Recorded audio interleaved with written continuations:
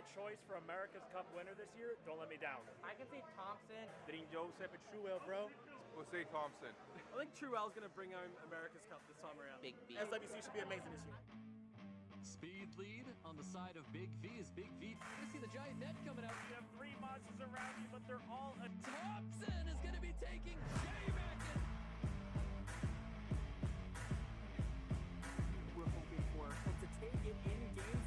Win one right here, of course, Jiwoo. It's a big victory for Big V. Although I didn't like it, is getting a lot of turns here. It's giving a lot of protection of teams.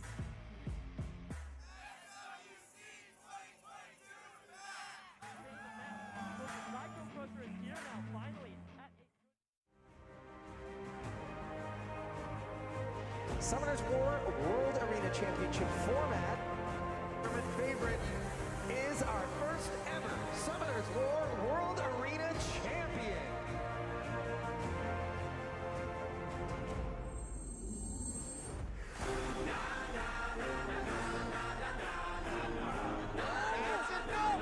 He takes it! BD is our champion! It worked! John is going to be this year's SWC champion. Legendary like my birthplace. It's my time like my birthday. I'm standing up for the world to see, and I came to leave a legacy.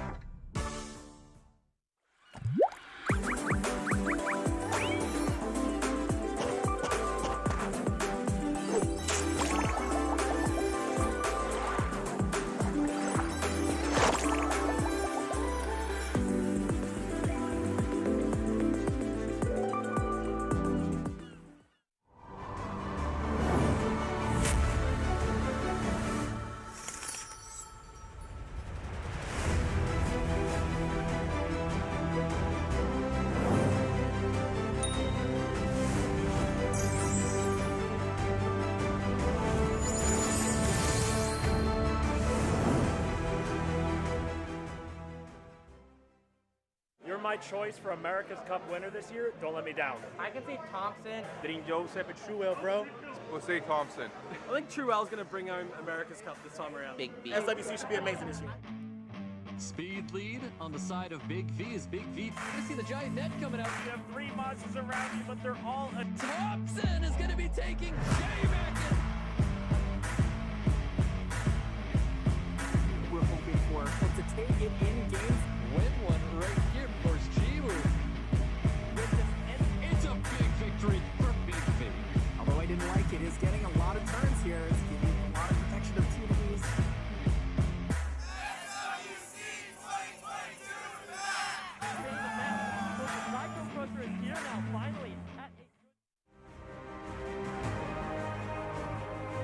Summoners War World Arena Championship format. Tournament favorite is our first ever Summoners War World Arena Champion.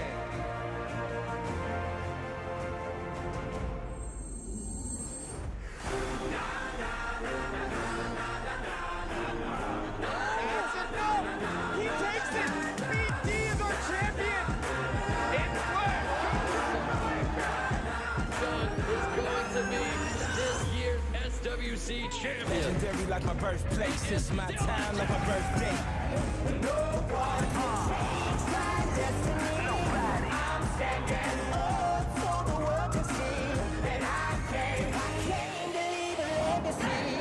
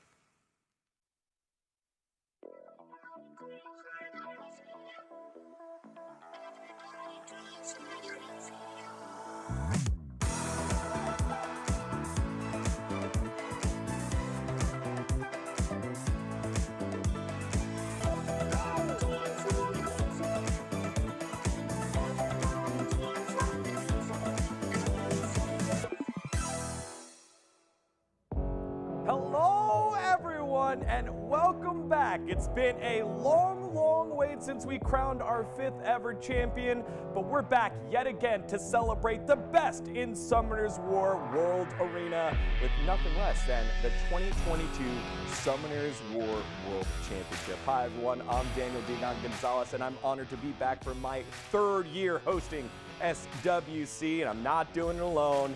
We're bringing back the dream team. Joining myself is Stoic and Make It a Bud. Stoic, we'll get to you in a second, but Make It a Bud, welcome back, brother. Thanks for having me. I'm excited to be back. It's been a long time, and it's just excited to see the matches and how the games, especially commentate on how the game's changed since back then. Oh yeah, man, and I'm sure that you're gonna have all the knowledge on everything happening. Stoic, there's nothing better than hearing your infectious voice get into the beginning of every single match. I can't wait to do it all year long, brother. Dude, it's so good to be back. I love it every time these days come around. SWC, America's Cup's back, and I am super pumped to be here yet again. Again, we have ourselves the best players in our region across all the regions, the top 16 players from North America vying for their spot at the America's Cup to be the America's representative over at the World Finals, this year being held in Seoul in Korea. It's going to be a ton of fun. All right, so to kick things off, let's take a look at the format of how we are doing things. As you know, we've got our preliminaries for days 1 and 2. Very simple. You win 2, you're into the America's Cup proper, and out of the preliminaries, don't have to worry about it anymore. Now, if you win 1 and lose, or lose in the first round, don't worry, you are not out. You will be able to play on day number 3 with the losers matches. Again, those players that lost all in their first match will play against each other, against the seeded players who won at least 1 match. And then if whoever wins that one will then move on. So we'll get 2 today, 2 tomorrow for a total of 4. And then on day 3, which will be happening next week, it'll be yet again 3 total. So guys, I gotta ask, when you take a look at the format, it is brutal and like such a difficult thing, but this is the way that we've done it forever, isn't it, Stoic? It really is. It's just like this every single year. Nothing but exciting players coming in here. We've got new faces. We're gonna have a wild one today. Make It a Bud, I know you say you've been out of the scene, but I know you're grinding the ladder. When we take a look at the bracket, who are some of the big standouts and players that you're looking forward to here in the America's Cup? Yeah, I mean, you see a lot of familiar faces. You see TOPAV, you see Thompson, you see Big V. I think there's some of the standouts, but one person that we haven't seen in a while or maybe ever is ELMIMO. I mean, we've always seen him dominate on the ladder. He's one of the few players I have not figured out yet, and you tend to know he runs turn 2 comp, but you can't beat it somehow. The units are too tanky, they hit too hard. It's going to be really interesting to see how this folds up in a tournament format. And of course, everyone else has a lot more LD Nat 5s. It just seems like the game is raining LD Nat 5s on everyone now, and that makes the game a lot more interesting. It changes up the dynamic a lot. Well, you bring up a great point there, brother. A mixture of new players and old players as we take a look at the bracket. The 16 players participating in the America's Cup preliminaries, and we'll start with day 2's matches. So you see a lot of familiar names on this one, especially at the top with True Whale, but these matches will happen tomorrow on Sunday. We'll start from the top there. True Whale and Q-Dizzle.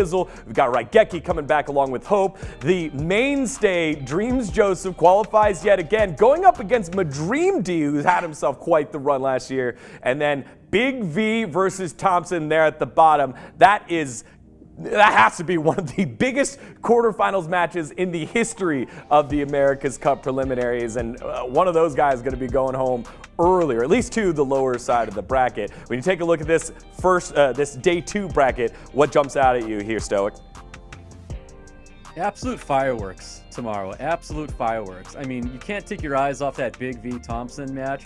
But I mean, we've got True Whale back. We've got Raigeki returning. It's so good to see Raigeki back in SWC.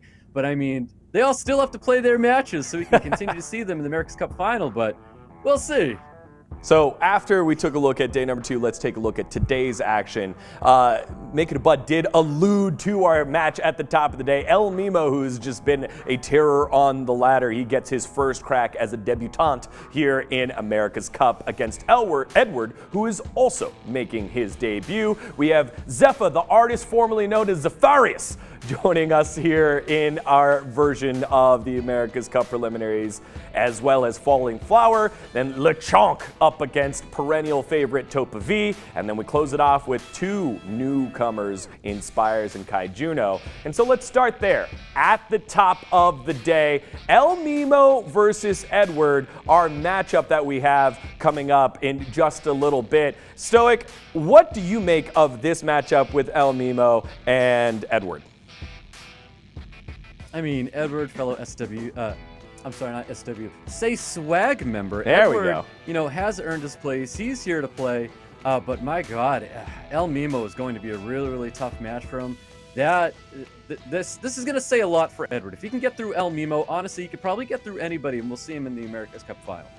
All right, well, let's take a look and get to know these players a little bit better in their matchup graphic of the day. There it is, ELMIMO versus Edward, our first match. We're gonna dive into the man on the left side of your screen right there. ELMIMO, he's almost like El Diablo on the ladder. Big box, lots of tools, ranked very high, 6th in season 21, 41st in season 20, but again, don't be fooled by this ranking, right, Stoic? That's right, don't be fooled by this. We have seen ELMIMO in legendary tournaments as well, so we know this guy can play. He's got a lot of weapons that are not even on that screen. We're going to see a lot of things that's going to surprise some people here coming from ELMIMO. What are your thoughts on ELMIMO there, Make It a Bud? I mean, rank 41 in the other season's also not bad either. It's not easy to be rank 41. Rank 6, of course, is obviously very great here. The thing, again, that makes him really hard to beat is the fact that you know what's coming to you. You know it's skill. You know it's turn 2 play. With everyone else, most everyone else, you think that there's a mix. It could be turn 1, turn 2, single target AoE. With ELMIMO, it tends to be turn 2, yet he's still ranked 6 for a reason. You know it's coming, and it's still difficult to beat. His units somehow hit really hard. He has LDs, but he doesn't rely on them solely. He knows how to use his units on the ladder. I faced him in some practice matches and in the ladder a few times. Okay. His units hit very hard. That Wind Monkey, that Miles you may see, it's just a really difficult opponent to face. You know, hey, look, y'all, you know this at home. If you Make It a Bud rarely gives the compliment that someone else makes it difficult for him. And so ELMIMO has high stakes on his back. Rightfully so. We rarely get a player like this in the Americas region that has the expectation of being great, but then also can live up to it. And on the opposite side, Edward, again, his opponent, a newer player that is still making his way on in at the debut. Again, the ranking still a little bit across the board there, not so much in season 21, but maybe in season 20 was tooling up for this one here, Stoic. Yep, that's right. I mean, we see a lot of things that Edward's already drafting here. Now, it's not showing the LDs as he has in store as well, but that AoE play is definitely something ELMIMO is prepared for and may enjoy to even see if that's the kind of play style coming ELMIMO's way. Hopefully, Edward has done his research. There's a lot of research you can do on ELMIMO, and that Edward did prepare appropriately for him. Well, guys, we've talked this one through. It seems like your predictions are already made, but let's make it official. Who you got here, Stoic? Who you got here? Make it a bud. How can we not go with ELMIMO? That's the toughest thing. I want to root for Edward so bad. I definitely want to show my support as a fellow Say Swag community member here, but ELMIMO's got it in the bag. And I take no bias toward if anyone's from my guild or another guild. I'm going to look at it at face value as it always is. I'll call a play as is. I think ELMIMO takes this 2-0. I think just his box is very difficult to beat. And Edward has a great cleaving lineup, but I don't think it's going to have enough damage to punch through. He has some solid LDs that we're going to see later.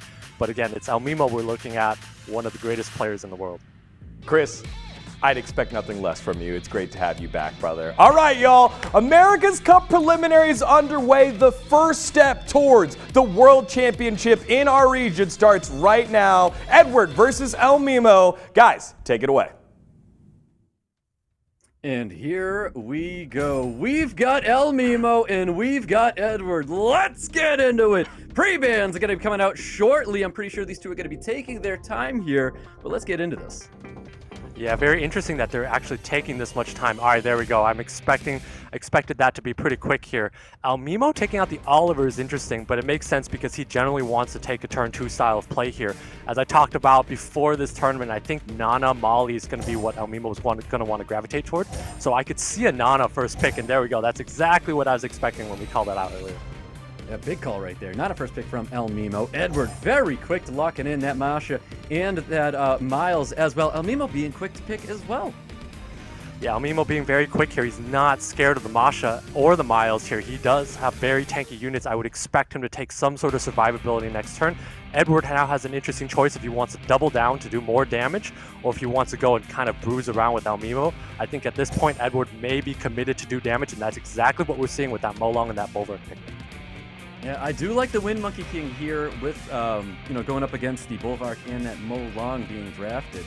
Wind Monkey King able to handle that Wrecked Assault coming from the Molong. Definitely a good draft already in ELMIMO's side of the field.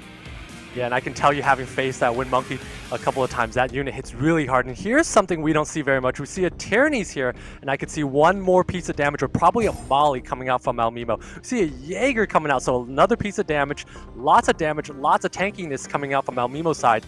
Edward has an interesting choice. He does not have Cleave, but if he takes a Chung Pong, that'll allow him to ban the Riley and have a decent draft here. I think that's probably Edward's best plan of attack. I don't think he's going to be able to out-bruise this comp. The other option is to go for a snipe and take out the Nana. So he's probably looking at banning either the Riley or the Nana. And at the same time, there's a Tyrannies to worry about. So ELMIMO has a pretty well-drafted turn 2 comp. What an interesting draft here, really is. Edward just bringing out more and more aggression. Tessarian hasn't been locked in, but it is this last pick he's hovering over right now against ELMIMO. It's definitely been locked in. They're doing the bans. Riley is not the ban because Bulwark is in play. He picked a Bulwark afterwards, but it makes sense to ban the Nana, as we call it. And Tessarian banned because there's a lot of units that have passives that he does not want to get Oblivion. Bans locked in. HP leads for both players. We've got our first match as we get into it. ELMIMO versus Edward with Miles taking first turn here. Yeah, Miles is going against 3 wind units, so it's going to be really tough to be able to sink in damage. And at the same time, Jaeger's also gaining stacks as Edward hits different units of ELMIMO. So Edward needs to be very careful with which unit he decides to poke. Yeah, nice little just return to get the attack buff and the immunity up here. We're going to see that third skill of Bulwark reducing the HP of that Wind Monkey King. Reckless Assault going out, taking out that Wind Monkey King, putting ELMIMO down a unit already. ELMIMO's down a unit, but he does have the ability to revive with that Tyrannies, but at the same time, if he does so, he's going to give Bulwark stacks, which is going to put him in kind of a weird spot here, but at the same time, Edward does not have really good healing over time. That's a lot of damage coming out from that Tyrannies there. Yeah, massive wild blow there. Molong's still alive, though. He did get the additional turn. He could be going for that revive or possibly a first skill stun. I think he should go for greed, go for the damage. That's exactly what he does here. He does have Riley moving in front of every other unit, so Riley might be able to take this unit out with the auto attack there. Oh, not just yet. Defense break does land on top of the Jaeger here. We got a turn coming with Bulwark. He's not going to do a ton though. Yeah, at this point here, ELMIMO needs to deny stacks of that Bulwark. Though, do not let him get healing. Take your time to revive out that Wind Monkey King and eventually take over. That's ELMIMO's game plan at the moment. Edward needs to take out a second unit here, and that's why he's going after the Jaeger.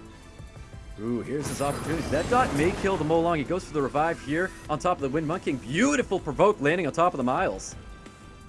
Yeah, good provoke landing on top of the Miles here. And again, Edward's in a rough spot. He's going to need a proc on this Masha, but unfortunately does not have defense break coming up. So this Wind Monkey's going to be able to survive, and I think ELMIMO is going to be able to stabilize very soon. Oh, there it is. Riley's able to get some massive heals in here. That puts Bulwark at 5 stacks, but Mo Long is going to be dropping either way. Yeah, Molong's going to be dropping here, but this Wind Monkey might be going away. And at the same time, we do not have the third skill up from Terranese anymore, so we're down to 3 units against 3 again. Yep, Masha drops that Wind Monkey King. It is gone. He's looking to get more sustain back on his team. He needs this Wind Druid to get a couple procs. He needs to get that revive back up. Yeah, ELMIMO does have defense buffs across the field, though, and at the same time, Edward does have a Miles that's going to die at any moment. ELMIMO's units hit really hard, so I really favor ELMIMO's side of the field at this point. Most definitely. I see Edwards running out of gas right now, but he does have his 5 stacks, get a nice full heal back onto that Miles. We've got Masha trying to pummel the damage on top of the Jaeger. Jaeger's taking this so well. We do have a big Justice coming in with the Jaeger. Is it going to be enough to finish off the Miles? And it is! That is a 20k hit on a non-defense broken unit. That's massive damage coming out from the Jaeger. I know Masha's a really good unit here, but ELMIMO has the ability to control the stacks on the Bulwark with the Riley. It's going to be really tough to come back. Probably impossible at this point. Most definitely. Defense break landing on top of Jaeger. Good damage coming from the Masha here, but it looks like Jaeger's probably going to be all right. Yeah, Jaeger definitely going to be all right. And look at that damage coming out of that Jaeger. That thing hits so hard. That's what makes ELMIMO rank 6 in the world. Really hard to beat. That damage is just massive. And he also have a Tyrannies that's gaining cooldowns and takes out that Miles. The 14k wild blow, destroying the Bulwark. Masha is able to take down the Jaeger, but we've got the revive coming up very shortly. Goes for a wild blow, obviously not going to be critting the fire unit here. Yeah, if Masha had proc there, he might have had a chance to do something because he'd be able to soak the attack by the Tyrannies, but unfortunately not able to get that proc there, and Tyrannies just going to be able to revive a unit and put Edward into a tough spot.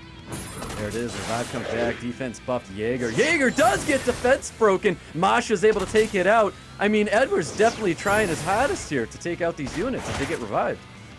Yeah, Edward definitely taking his hardest, but at this point, ELMIMO should just hit the auto button because there's no way Masha's going to be able to do this, especially when dismounted. This game is pretty much over. Edward can take his time to think about what he should do in the next match. Oh, man. Edward's not able to finish it off there. ELMIMO taking round 1 from Edward. Wow, what a match there.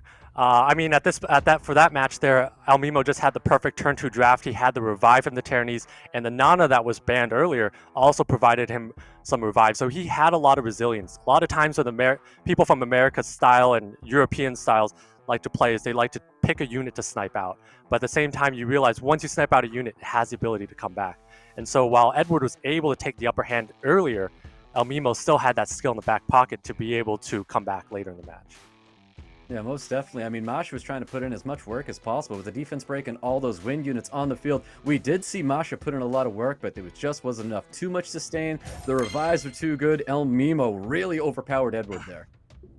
Yeah, and we're going into match 2 here, and I would expect to see Edward thinking about banning that Nana if he wants to go for a turn 1 snipe. I think that's a unit that gave him a lot of trouble. I could also see him just taking out an Achroma or some other unit that ELMIMO has, but I think Nana is something that makes a lot of sense. Either Nana, Riley, or Molly.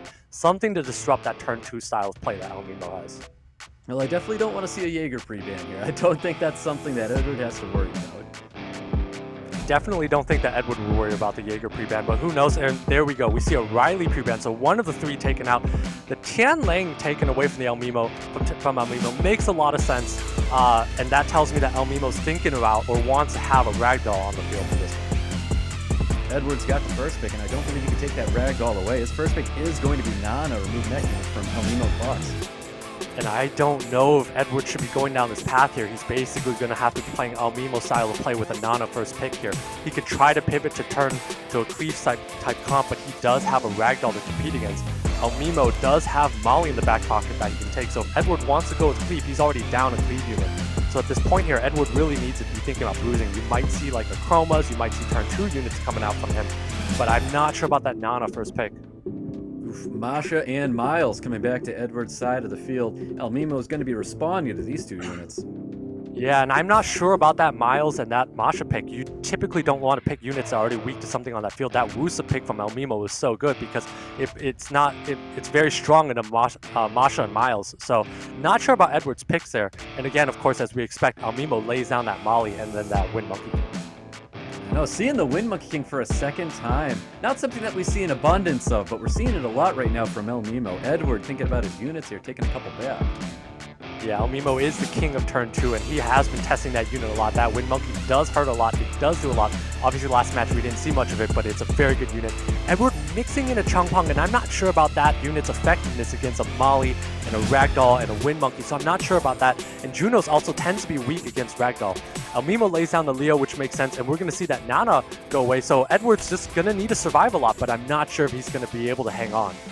Yeah, I'm not sure he's going to have the sustain to hang on here. We've got Leo getting banned out, Nana getting banned out, leader skills have been chosen. We're getting into round 2 between ELMIMO and Edward. And we'll see if Edward has enough to take advantage in this opening here. But I think ELMIMO's just going to go and snipe out that Changpong, and that's going to be all she wrote for this match. That's what I'm looking for here, to see that Changpong go down and see ELMIMO's units get isolated. That looks exactly like what ELMIMO's trying to take out right now. He's definitely putting some focus into that Changpong. See if he chooses to remove the glancing. Does not, and continues the onslaught on top of Changpong. Yeah, Edward really needs to land a defense break and get a lot of damage rolling in. But when you look at the attack bars, it's very awkward for his units to be able to do so. And as we called it, Changpong goes down right off the bat. Yep, there you go. He targeted that Changpong, removed that Changpong from the field. Wind Monkey trying to get some value here, but we've got Miles proccing out of that stun. Yeah, Miles procs out of that stun, but when you look at Edward's draft, he does not have a lot of bursts unless he gets a defense break from the Masha into another proc from some other units. But when you look at the attack bars, ELMIMO's other units go in front of Edward's 2 other damage dealers. So ELMIMO's in a really good spot here. Edward is going to have a hard time finding a window to come in and take a unit out. Yeah, most definitely. Ragdoll's able to shake off that defense break, but defense break being applied to the Miles. Miles is going to have to proc out of this one to try and get out of that defense break. Yeah, and again, Masha's going to need to maybe fill up the bubble early or be able to heal a lot here. I mean, Edward at this point is having a tough time. ELMIMO may as well just hit the auto button, target units, and that's exactly what happens. That's game over. That is right. ELMIMO taking round 2 away from Edward and moving forward today.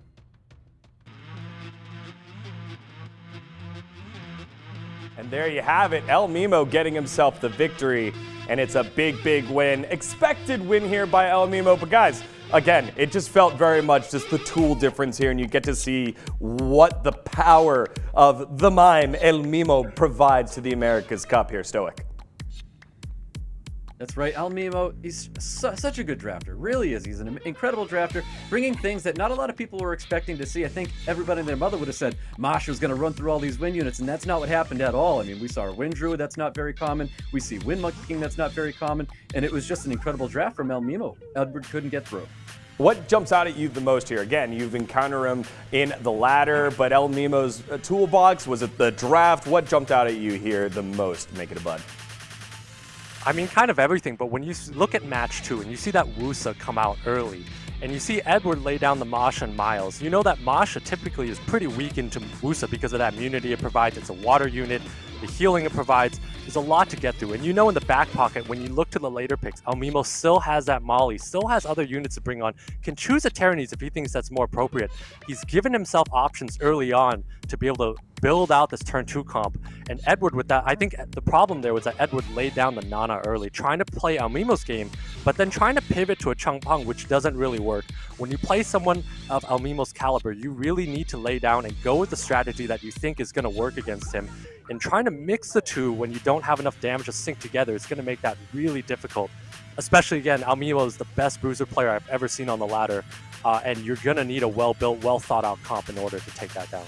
High praise there for ELMIMO as he takes the victory over Edward, and we'll be moving on. And again, remember, this is a double elimination bracket here for the preliminaries, and if you win your 2, you're in. So ELMIMO, he gets his win. Edward, he'll be heading to next Saturday to try and bounce back and see if he can try to work his way on in. Again, a very, very tough draw for him, but was able to have a showing here. Stoic, a fellow guildie, are you proud of the way that your guy at least kind of came in here?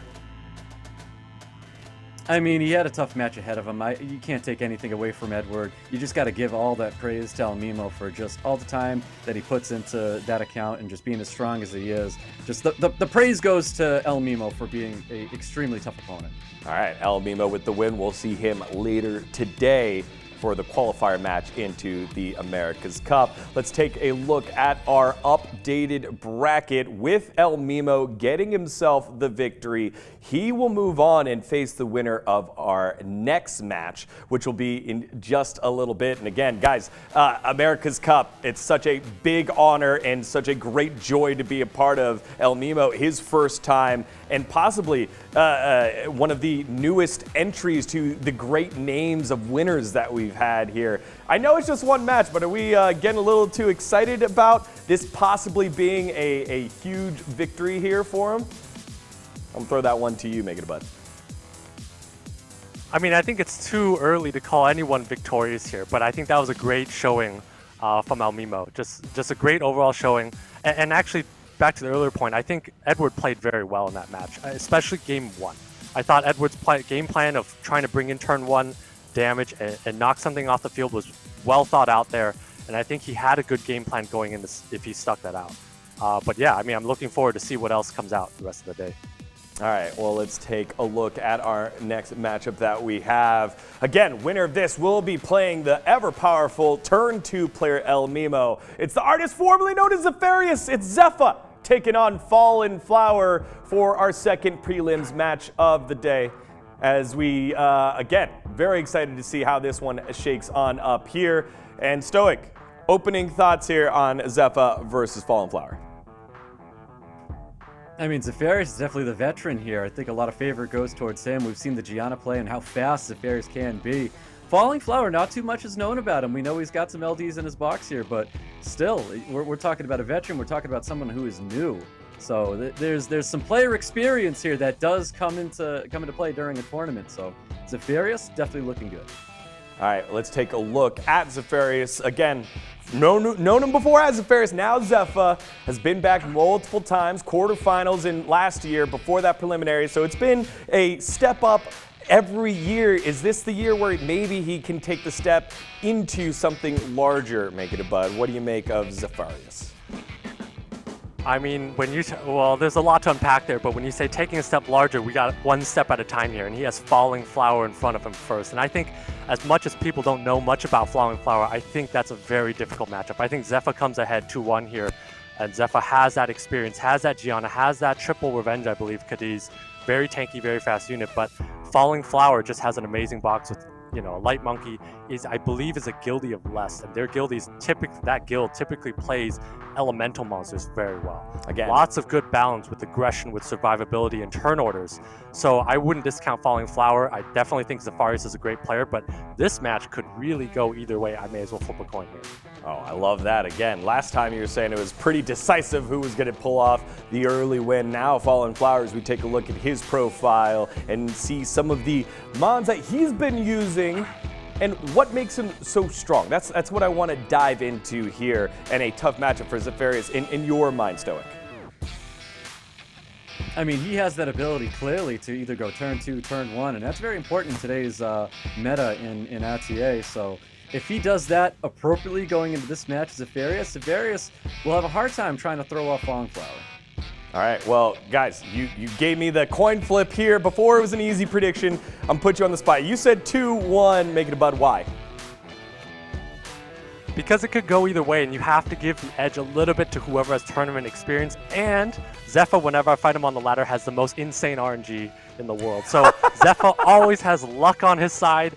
You know, back in the first SWC I ever did, we had that 5-prong thing with luck, skill, monster box, and if there was a luck meter here, ZEFA's would be off the charts. And of course, on the other side, you have a Light Monkey, which is probably the single-handedly most oppressive unit when it goes off on its own. So that unit, probably the most powerful matchup between the two. But again, in a pre-ban phase, you can only use that unit once. And again, the RNG of ZEFA is just out of control, and he does have amazing runes. Stoic, who you got? RNG doesn't last forever, but I do think ZEFA has this one. And I would agree that it should be a 2-1 because I think it can go either way. But we'll find out. But I would give it to ZEFA for sure. All right, there we go. Our casters predict ZEFA. You at home, let us know who you think is going to win in the chat, whether it's going to be on YouTube, whether it's going to be on Twitch, wherever you watch, Facebook. Let us know where you think this match is going to go. To find out, let's send it on over to the match. It is ZEFA. It is FALLINGFLOWER for the second spot here in the preliminaries. That is right. Here we go, guys. First match between ZEFA and FALLINGFLOWER. We should be starting that match very shortly. Moving on into the pre-bans. Yeah, it'll be interesting to see who pre-bans what depending on what pick order. We know ZEFA is taking first pick here. I wouldn't be surprised just to see the Light Monkey pre-banned because if you take it out the first match, there's 2 matches you don't have to see it in. But I think this will be dependent. His ban will be dependent on what he takes first. Takes out the Gurkha. Interesting choice here. Did not know FALLINGFLOWER had a Gurkha, but of course Gurkha is probably one of the most powerful units. It is the most powerful unit in the game on Seishizo's tier list. So obviously it makes sense that the Gurkha is taken out. And of course Gianna, one of the most powerful units in the game, should be glancing on skill 3, please. Pre-banned by FALLINGFLOWER. Definitely some good pre-bans here. You can tell ZEFA has done his homework with Gurkha and Gianna pre-ban. Masha being the first pick coming out of ZEFA. ZEFA looking to be very aggressive. And FALLINGFLOWER, as he should, be taking his time. Yeah, and I think ZEFA here with the Masha is a no-brainer first pick here. And the Wusa and the Moor makes a lot of sense. I'm not sure about the Wusa here. I think that's a little bit preemptive because ZEFA can go in with aggression and probably overpower him in damage, and that's exactly the path we're seeing. We're seeing a wind unit of Sierra, which is going to be very good here. And we see a Miles, which does a lot of damage. And I know ZEFA has great runes. This is going to be a really powerful Miles. Yeah, it's definitely going to be a powerful Miles indeed. I love that ZEFA was able to lock in that Miles. It's so good up against that Masha. So taking a big unit like that away from his opponent FALLINGFLOWER is definitely a big moment here. We've got Light Monkey King being drafted by FALLINGFLOWER. Yeah, of course. When you have a Light Monkey, you have to throw that unit down. I think a Chungpung's coming next. No, he goes with the Riley. Not sure about this because that means his last pick needs to be an impactful AoE unit that does damage, or a Molly or something that lets him hang on. But ZEFA has 2 more picks left, so it's going to put him in a rough spot. I think ZEFA is best suited to go full damage here. Probably some sort of either Esna, Barbara, or I could even see a Cadiz coming out. There we go. We see a Cadiz, and I wouldn't be surprised to see a Juno coming out. Juno be a very good pick into this set of units here. We'll see if ZEFA decides to go with that, and that's exactly what he lays down. Nails both calls. Cadiz and Juno being drafted here. FALLINGFLOWER bringing out the hits. I was not expecting to see that as a last pick. Definitely not expecting to see a Hurtate there, and obviously FALLINGFLOWER is trying to go for a long match. I'm not sure about that Hurtate pick here. I really favor Zephyrius' draft here. We're going to see a unit being isolated by Zephyrius, and he's going to be able to run the table here.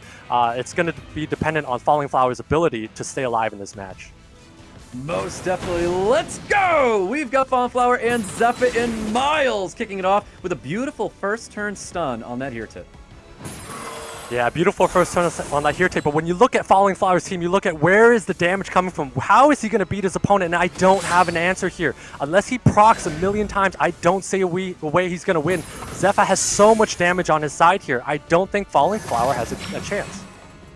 Now, FALLINGFLOWER is trying to pump up that Hirtite as much as possible. He's able to cleanse it. Hirtite's going to be taking a turn here. He's going to do that magical passive there onto the Ciara.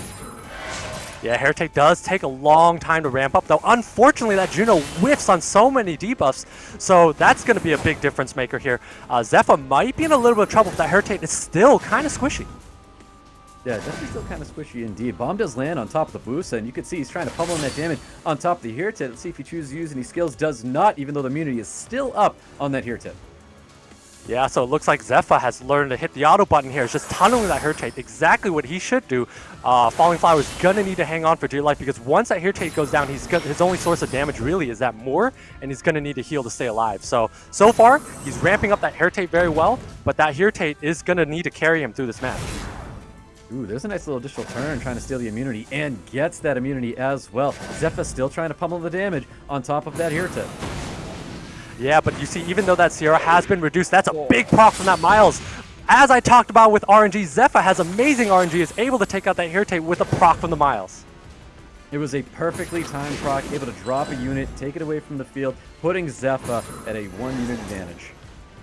Putting him at a 1-unit advantage and about to be a 2-unit advantage here as Wusa is locked down. ZEFA just has so much aggression coming out, and I'm not sure FALLINGFLOWER has anything he can do about this. Yeah, Masha's got second skill, looking for a defense break on top of Wusa. Doesn't receive it here. Wateryu praying for the Despair Stuns. No Despair Stuns coming out here. Any 2-turn sleep possibly not going to be happening here. Big skill 2 does not stun up the Wusa, and just so much attack power and additional turns coming out from ZEFA. Massive additional turn here, allows him to lay down that bomb, take down that Moor, stun that Moor here, and that's a lot of damage coming out from that Juno. As we talked about, that RNG from ZEFA just so good in this matchup. Oh, he's just pulling the damage. Wusa getting stunned up here. Miles trying to take out that Moor. Moor with the dot that will die to it, but he knows that ZEFA taking round 1 away from FALLINGFLOWER. Wow, what a match there. But, you know, as we called it, you know, when you look at FALLINGFLOWER's draft, you look at where is the damage, where is the threat. It almost looks like he's picking a team that he just wants to sit back and hit auto with. But, you know, you come to SWC to actually destroy units, to take a unit out. You don't come here to hit auto and kick back and just watch the game unfold. So I'm very surprised by that draft there. Obviously, when the Light Monkey's out, he has no threat on the field. And when you look at ZEFA's, there's 5 damage dealers there. It's just too much to handle.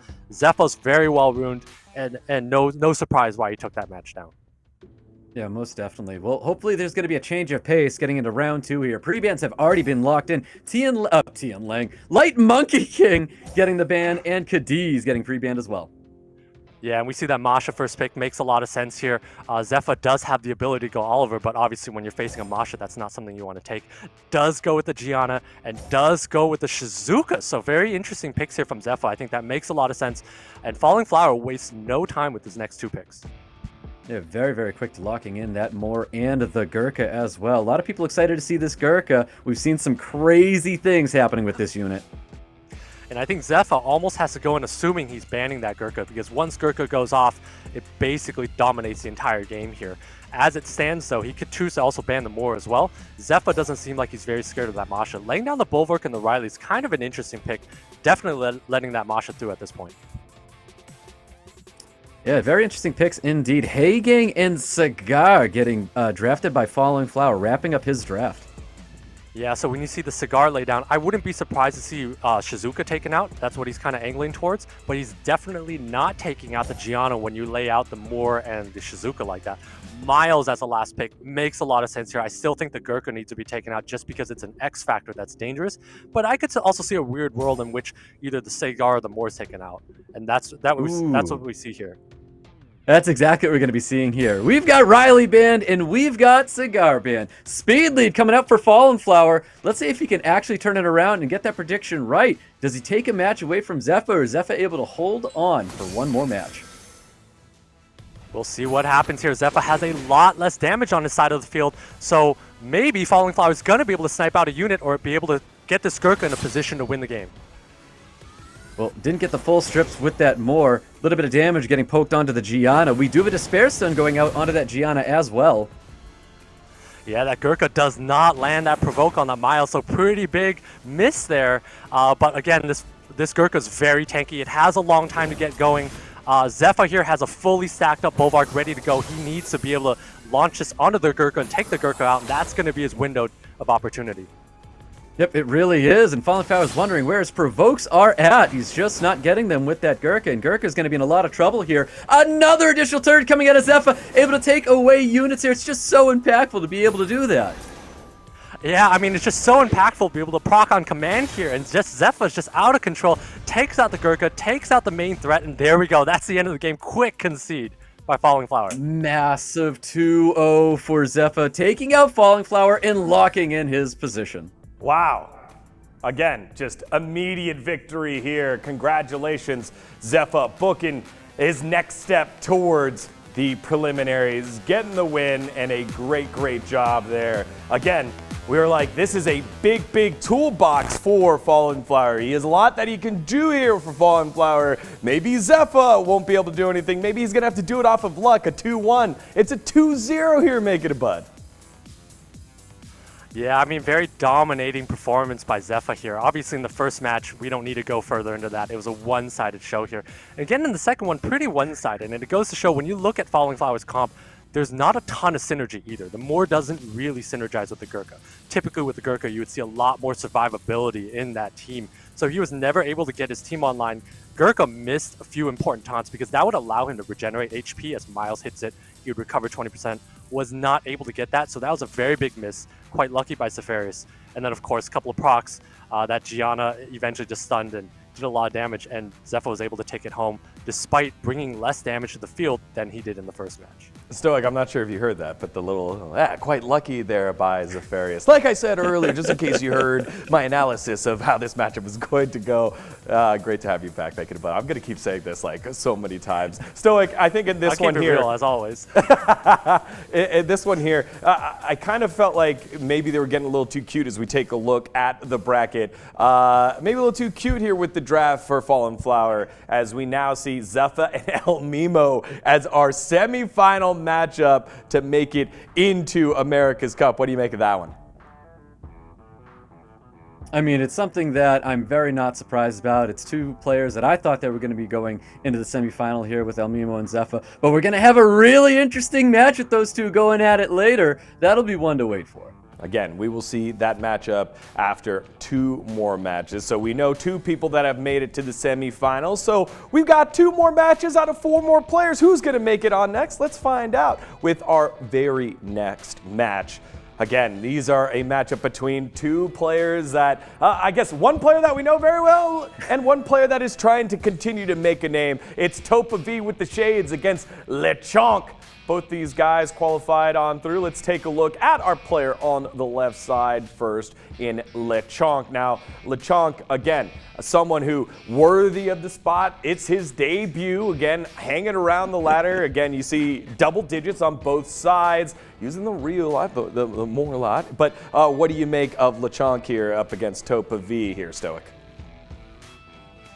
This is interesting. I mean, I've never seen LECHONK play, so him going up against TOPAV, this might be another result here of going up against a veteran player. LECHONK's got an interesting draft, but I think what LECHONK has in his favor, and we say this every single year because TOPAV has been inside every single SWC. There's so much footage on TOPAV that LECHONK should know how to handle this man. So we'll see if LECHONK can figure out that code and take down TOPAV knowing that. All right, Make It a Bud. Have you played against LECHONK? What's the insight here on this player making his debut in America's Cup? You know, without an in-game icon picture, I'm not sure I remember that name, but when I look at those units, you see a lot of heavy AoE control. You see the Light Monkey. I think Light Monkey is a really powerful unit. You see that Chungpang, that Fire Bison setup. Also, when you look at the rank, you noted double digits, but one of them was a 27. 27 is very high up there. Obviously, TOPAV has a tournament experience, has been here since the first SWC ever, before he was 18, and his parents had to sign waivers to let him play. So I think he's got the advantage in terms of experience. But I haven't seen TOPAV play in a long time. I haven't seen him stream, I haven't seen him do wings, so I'm not sure if he's up to date with the meta, if he's played much at all, and so that might work out to LECHONK's advantage here. All right, well, let's dive into the profile of the TOPAV again, making it year after year. We can't even fit everything on there in terms of career. Again, America's Cup back in 2019 and the prelims the last couple of years. And you can see the drop off there in season 21 last season, dropping a little bit off. But as you said, so much footage around this player, so much experience around this player that you always have to come prepared because he's kind of the test. You got to pass the test if you want to move on if you're LECHONK. And again, we've been seeing these mixture of old versus new, newbies coming on in with an opportunity to make a name for themselves, but so far it feels like the results have gone the expected way, Stoic. So prediction time, do you feel like this is a chance we're going to see an upset, or will TOPAV continue to reign supreme in the prelims of America's Cup? If we see a Hathor coming out from TOPAV, I think LECHONK has a great chance here. So as long as we don't see that Hathor coming out of TOPAV, I think he's going to do just fine. Make it a Bud? You know, TOPAV is a great friend of mine, so my heart says TOPAV, but my head says I haven't seen TOPAV play very much, and LECHONK's box and ranking, that 27 ranking, tells me he knows what he's doing in this meta. That light monkey with the AoE setup is very scary. So while in my bracket I have TOPAV going up 2-1, I really think this is perhaps maybe 2-1 the other way. I'm kind of on the fence. Heart says one, head says the other, and we'll just have to see how this pans out. Stoic, who's this guy that just voted with his heart instead of his head? He said, my heart's a TOPAV, haven't seen it yet. He's a changed man. It's a changed man. Let's see which side of the man is correct. Is it the heart or the head with match number 3 between these two guys? Guys, take it away. LeChonk and TOPAV, we've got their first match coming up here, guys. We're going to be moving into those prelims shortly. Yeah, we'll be moving in here shortly, and it'll be interesting to see what is prioritized in terms of pre-bans here. I think LeChonk is just going to take out the Yeonhong, and we see TOPAV rocking the silver stars here. 1,400 whole points. So we definitely know TOPAV has not been doing wings for a while. We see the 2 LDs banned out. Makes a lot of sense here. I think LeChonk might go for an Oliver first, but I could also see a Masha go first, which might be the better pick. It's going to be one of these 2 units. If not, he goes with the Moore first pick. Yeah, very quick more pick. Oh no, are we going to see this happen? I feel like he's trying to bait me out. Ganny Hathor getting taken away. Masha and Changpeng being drafted by TOPAV. You know, a lot of times players flash picks to make the other player think that they're going a certain way when in reality they have their strategies laid out. That might have been what that was. He goes with the Masha Changpeng. Makes a lot of sense here. But LeChonk going with the Tableau Dominic. Lots of threat coming off the bat here. If TOPAV has an Oliver, he should absolutely draft the Oliver here, like an Oliver Esna. Instead, he probably doesn't have an Oliver, and that's why he's going Praha Juno. Yeah, Tableau Dominic, very, very powerful here, very aggressive, but TOPAV locking in the Praha and Juno. Double Oracle coming out for him. Yeah, LeChonk's going to go for full-on aggression here, and that's exactly what he's doing. Going with the Charlotte, going with the Jogun here. It's going to be able to lay in a lot of damage. TOPAV's going to need one more unit to be able to survive. It's going to be tough here because I think TOPAV's facing a loss of a unit off the bat. I think Dominic is going to be something he has to ban here. Otherwise, it's going to get 2 shots on him, plus possibly an attack buff. So TOPAV should angle to survive the AoEs from the team. I would love to see a Verd coming out from him, or some other way, maybe a Shizuka or a Chloe. Interesting pick.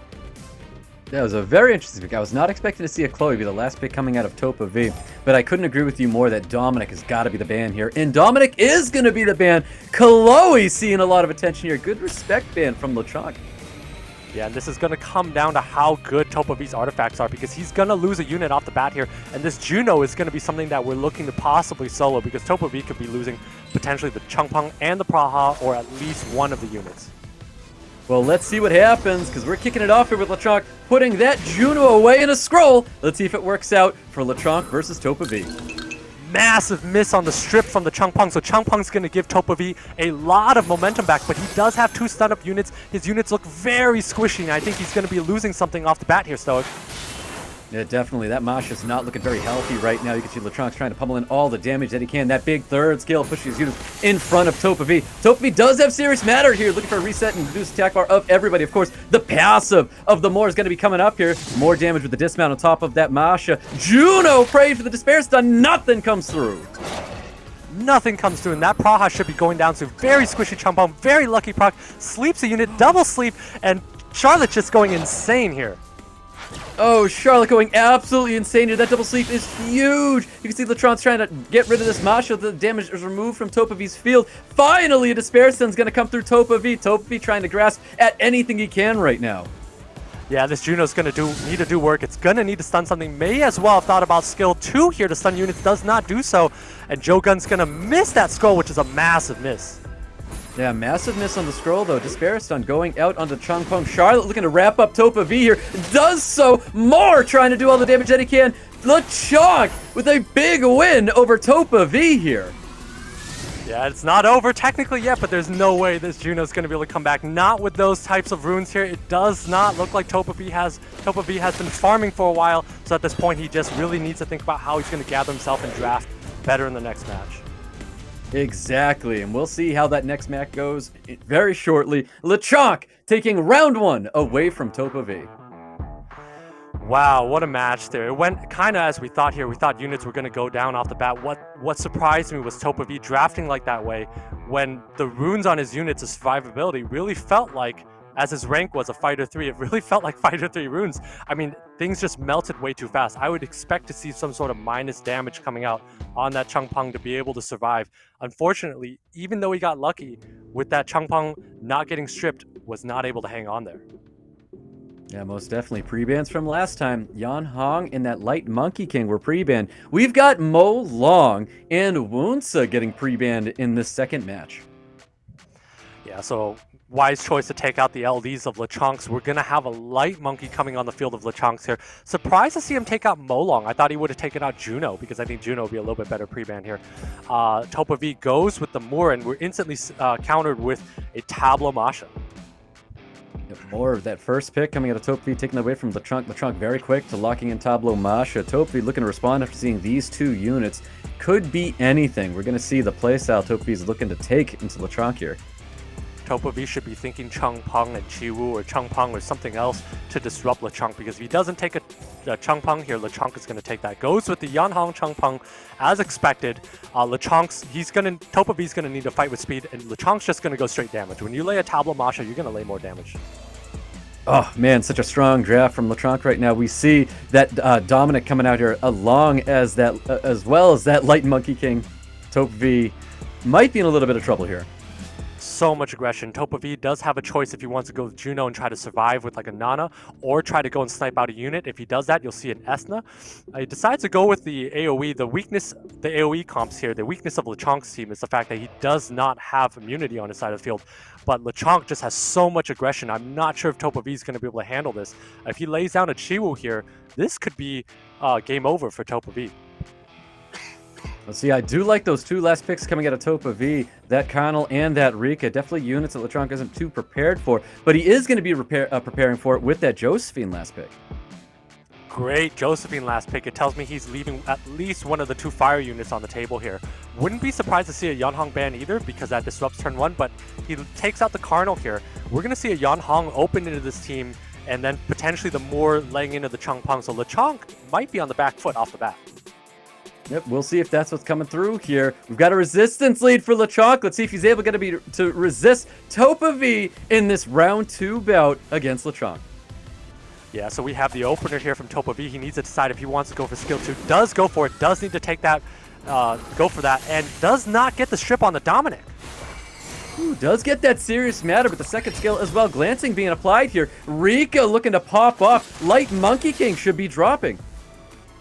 Yeah, Light Monkey King looks like it's made of runes that are Fighter 3 level. I mean, that unit is almost dead. Light Monkey King's usually a lot more tanking than that. LeChonk not looking very good in this position. TOPAV looks like he's just dominating this match. Yeah, TOPAV looking like as he should. Finally in this match, we've got Masha getting dismounted. Big second skill, though, coming out of the Rika. Rika handled that very well. Yeah, this is the TOPAV that we've grown to know here, just dominating in this match here, and LeChonk pretty much out. That's a very quick match here, 4 units to 0. Yep, that was a fantastic win from TOPAV. This is the TOPAV that we know and love. TOPAV taking round 2 from LeChonk. Just a dominating performance by TOPAV there. Really like that draft and how he set it up there. He had a decision to make with the Yanhong off the bat if he wanted to boost them more, if he wanted to use skill 2, because if he used skill 2 and misses, he might lose the game. But of course, you have an 85% chance of land, and that's what he took. I think that's the right play in an SWC format. And of course, the Moor landing enough strips to take advantage, and then that Changpeng proccing was a big deal there. Yeah, most definitely. Pre-bans are going to be coming out here. Molong Wounds, so were pre-banned last time. Those units are going to be available. I'm definitely expecting Yanhong to get pre-banned once again. Yeah, and that Yanhong is kind of a big deal when TOPAV doesn't have it, because it doesn't allow him to strip and open up. So we're going to see a Yanhong ban. We're going to see a Moor ban coming out from TOPAV, which is really interesting. Might have decided to let that Light Monkey through, because that Light Monkey really feels it's like on 3 runes. That unit melted off the bat, and most Light Monkeys should not be runed that way. So TOPAV might have let that through because it was a player pick. As a player pick there. Yeah, super fast draft here from LeChonk, taking that Changpeng immediately. TOPAV taking his time here after seeing Changpeng being drafted. Yeah, and I think TOPAV should lean towards a Masha, and I would love to see the Tableau steal if he has it, because at this point here, LeChonk is going to be able to AoE or dictate the pace of his match as he chooses if TOPAV doesn't contest for speed. So TOPAV goes with that segment, wisely goes with that. LeChonk is going to follow up with his AoE units as expected. Yep, Tablo, Light Muck King being drafted by LeChonk. Sekhmet usually going to be built very, very fast. Expecting to see a speed lead coming out of TOPAV here. Yeah, TOPAV might not have an Oliver. That's why we haven't seen it all match. Or else it'd be a very good pick here. I would love to see some speed from him, but he could also go Juno. I would not like to see a Praha. So it's either Juno and survivability here, or some sort of Vanessa and Ethna would be a very good way to dominate. Has an Oliver! I am surprised here. Did not expect to see the Oliver from TOPAV here. Great pick, of course, and the Triton makes a lot of sense. He wants to dominate this match. Yeah, most definitely. TOPAV wants that turn 1, and he's looking to get it here. LeChonk with a very interesting Chow, and of course, this Fire Ryu coming out against Topa. Yeah, I'm not sure about these last 2 picks. They feel like panic picks here. That Fire Ryu just says, you know, you have at best a 50% chance of counterattacking. You just want to RNG your opponent. Typically, those are very slow. TOPAV needs to take one more unit that does impact. So something like a Carnal. A Wusa's alright. It gives him a lot of protection here. I would think TOPAV should be banning. The Ryu is a fair ban, but when he picks a Wusa, is not doing that. Likely going to take out the Light Monkey or the Tablo. Changpeng is fair, but probably not the ban here. I really think it should be Light Monkey. It's just such a powerful unit. But I like TOPAV's draft. He's got a Sekhmet up top. He's got the Triton. He's either going to have Oliver Triton or he's going to have a Sekhmet going in with the Masha doing damage. I think I like TOPAV's draft in this spot. Ooh, both these players taking a lot of time in this ban phase. Ban's going to be coming out right now, and it is. The Fire Ryu's going to get the ban, and the Oliver is going to get a ban. No speed lead for TOPAV. Yeah, interesting choice here. This means TOPAV needs to reset that Changpeng off the bat. If he misses that reset, that Wusa's going to be stuck in a weird spot because it's not going to be able to throw up shields. If he can get that shield off successfully, TOPAV is probably going to be able to take over.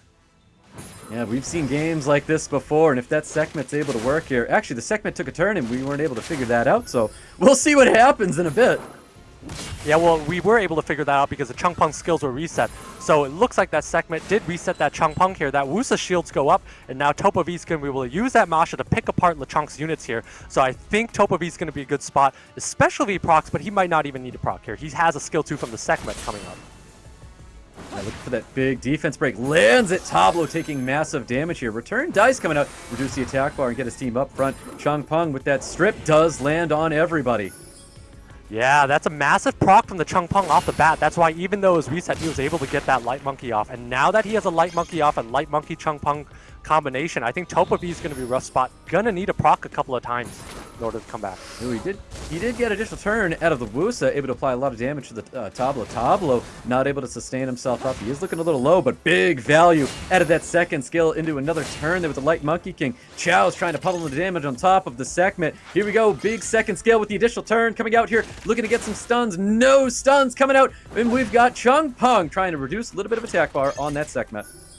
And Light Monkey has full skills loaded up. It took a proc earlier, so now it has full skills. TOPAV has slow debuff on all of his units here, so he's going to be lapped by this Light Monkey.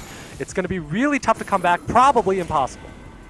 Definitely impossible indeed. Those are back-to-back additional turns from the Chow and the Changpeng. Able to remove that Sekhmet from the field. Dismatter on top of the Masha. Masha gets absolutely eliminated here. Serious matter, putting TOPAV in serious trouble, reducing those attack bars, resetting his units. Light Monkey King pummeling it in, and return dice comes out once again. Yeah, and this chip damage is just too much. That Chow is also doing damage, even though it did really nothing else this entire game here. This was all Changpeng Light Monkey King dominating from beginning to end. Yeah, big win from LeChonk. LeChonk taking TOPAV out and moving forward in today's tournament. There you go.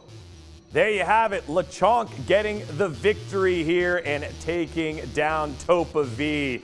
And guys, that was a hell of a game. Finally, our first series going all 3, and the draft there in both games 2 and I'd say all 3 games. Unique. You could see TOPAV adjusting to what was necessary. And there at the end, Chris, you called it. It was, all right, this ban phase felt very much in favor of TOPAV till it came to the ban, banned away the Fire Ryu instead of the Light Monkey King, and you saw exactly why you've been singing the praises of this Light Monkey King, and it allows LeChonk to get the victory and move on. Is this more of a TOPAV mistake or a great play here once the draft came through by LeChonk? This is a case of violent runes, Digon. What we saw here was Sekhmet reset the Changpeng off the bat, but Changpeng took that proc, which allowed him to have skill 2 later to set up that Light Monkey. Had Changpeng not got that 22%, that Wusa shield would have allowed TOPAV enough time to have Masha snipe out units there. So I also think TOPAV could have targeted a different unit, potentially gone after the Light Monkey and maybe reduce its attack bar by that sense. But also, we also saw Light Monkey take a turn later on. We know Light Monkey applies slow debuff, so once it takes a turn, recycles everything, there's no way you're getting out of that lockdown, that trap there, without a Juno, without a Molly. So unfortunately, due to that literal 22%, TOPAV was not able to win, even though he had a better draft. Light Monkey, Tableau, great job by LeCHONK. He moves on, and the debut continues there for our new players. We take a look at the bracket. TOPAV, he's getting sent to next Saturday's lower bracket. Again, our last chance qualifier for him, but LeCHONK continues on. Congratulations to this young man making it on through, and he will play the winner of our final match of our quarterfinals of the day. A big one between two newbies yet again. Pull this one up in terms of our matchup graphic. We got Spires and Kaijuno coming up in this one. Again, two relatively newer guys. They're making their debut here on the big stage, but both of them have the opportunity to come up big. When you look at this one here, make it a bud, what jumps out at you? I mean, we have two newcomers, so people might not know what's in their box, but Spires has incredible units. I mean, obviously, you look at the L&D units that he has. He has the Han, he has the Gianna, he has the Tianlang. He also has a Gurkha, which we don't see on here, but he has just such incredible units. It's going to be really hard to crack his box. I think he also has some other units in the back pocket as well. So Kaijuno has, I believe, a Gianna Yanhong, but that might not be enough into all of the units that Spires has. Stoic, what do you make of our other newcomer in Kaijuno? Kaijuno, definitely an interesting player here. I mean, we see the Gianna and then the Yanhong, like Chris had said here.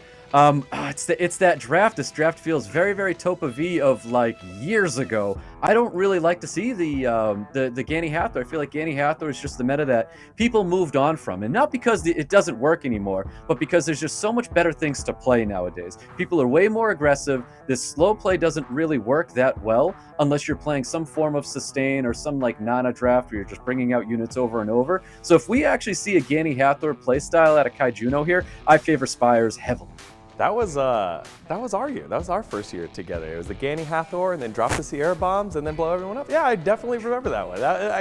It's exciting to see those same units, but we're a couple years past that one now. We'll see if Kaijuno can keep up with Spires in our final quarterfinals matchup of the day. Spires, Kaijuno, one more spot in the semifinals. Who will win it? Let's find out together. Guys, take it away. Here we go. We have our final quarterfinal match. We've got Spires, we've got Kaijuno, with a very interesting one ahead of us. These are two newcomers to SWC. Let's find out which newcomer is better than the other newcomer to play the next newcomer in the following match. So many newcomers in here, but everyone performing quite well here. And I think this matchup is going to be very interesting to see how they think about each other's LD units. Spires has actually mentioned in Twitch chat he has done his homework. He is confident going into this matchup that he has the right box, the right strategy, the right set of LD units to be able to beat Kaijuno's team. And at the same time, we see Kaijuno. Obviously, you see that Gani Hathor, you see that Yanhong Gianna could be very impactful. I actually do think a Gani Hathor is useful. It's just the fact that we see Light Monkeys a lot more, and that's basically like a 1.5 version of that. So we'll see if he's going to be able to adapt his strategy, add in a more, and be able to dominate Spires and control him off the bat. Yeah, we'll see if that's what's going to be happening here. We've got pre-bans coming out very, very shortly. I see they share a Gianna. I'm not seeing a Gianna in these pre-bans yet. Yeah, and we see Spires at 2059. I believe he's ranked 20-something in the world right now, so definitely a high ranking. Don't see his wings a lot either, so his win rate must be pretty high.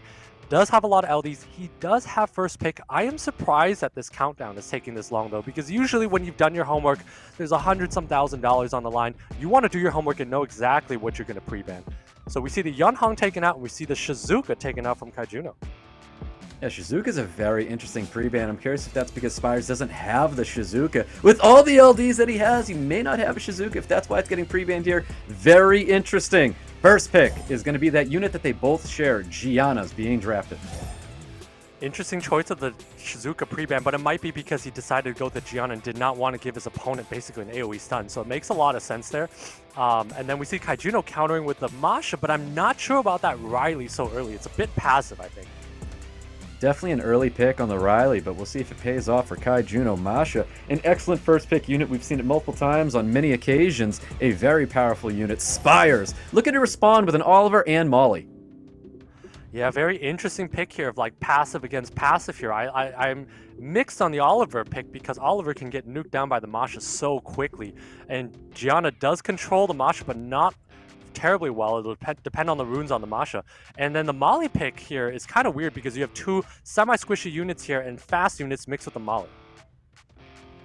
Whoa, a Mook Wool, I believe is his name. The deck painter coming in for Kaijuno. He almost ran out of time on that draft, and then Ethna was the next unit to get locked in. I love this pick by Kaijuno here. I saw him actually practicing last night in the noob room with the Mook Wall, putting that taunt up on the Riley here. Mook Wall strip also provides glancing across the field, so that's a very big deal in the Spires team here. I think we're looking at a Molly ban from Kaijuno is what he's ankling towards, and Spires with a great pick on that Wusa here, probably looking like he's taking out that Ethna, which is going to threaten and do a lot of damage to his team. Ooh, taking back the Bulwark and going with a Praha. Ooh, Kaijuno very quick to lock in that Diana as well. Yeah, very quick Diana pick. I'm not sure if he should have done that. He's telegraphing a ban on the Molly here, and I think we're going to see a ban on the Ethna here from Spires, but he should also think about the Diana. It's going to be one of those two win units. Takes out the Diana, does not want to face the 22%, and the takeout on the Gianna is interesting, but makes a lot of sense given the fact that he does have a lot of AoE buffs on the side. Well, speed lead for Spires. We got a crit rate lead coming out for Kaijuno. We've got our first match between the two of them. Let's see who's going to be taking first turn as we get into it. Yeah, we see a lot of aggression coming out from Kaijuno's side. He has an Ethna into a Masha here. Spires is going to need to hang on. Does have a Molly and Wusa for defensive purposes. So Spires definitely has a better long game here, but Kaijuno has a lot of bursts. Yep. Great little resist and not getting stunned up there. Puts that second skill on top of the Ethna. Ethna seems to be the unit of focus for Spires right now. Gets his crits, though, especially with that Praha onto that Ethna. Yeah, and it's also able to reduce the attack bar of the Riley, so absolutely huge. This Ethna's made of absolute paper here. Almost dead with just a couple of easy shots here, so Spires definitely looking to take out that Ethna here, but unfortunately for him, there's a taunt up on that Riley. Yeah, definitely. Throws that threat state on top of the Riley, forcing Spires' team to have to go after that Riley here. We've got second skill is locked and loaded on the Masha. Let's see if he chooses to use it or not. Yeah, and I'm not sure about that second skill there. I think he might have run out of time in an autoed. I think he should have saved it for the Oliver, which tends to rotate out of immunity as it's doing now. That would have been a great kill opportunity for Kaijuno, but unfortunately Masha does not have second skill here. Spires needs to land this strip here, or might just choose to auto attack that Ethna here and do a lot of damage. Yeah, looking at that auto, one defense break is going to be coming through here. We do get an initial turn coming out of the Wusa. It's going to be a first skill into the Ethna. Definitely not enough to take out this Ethna just yet, but we're going to have Oliver chasing the tail of Molly here after this turn.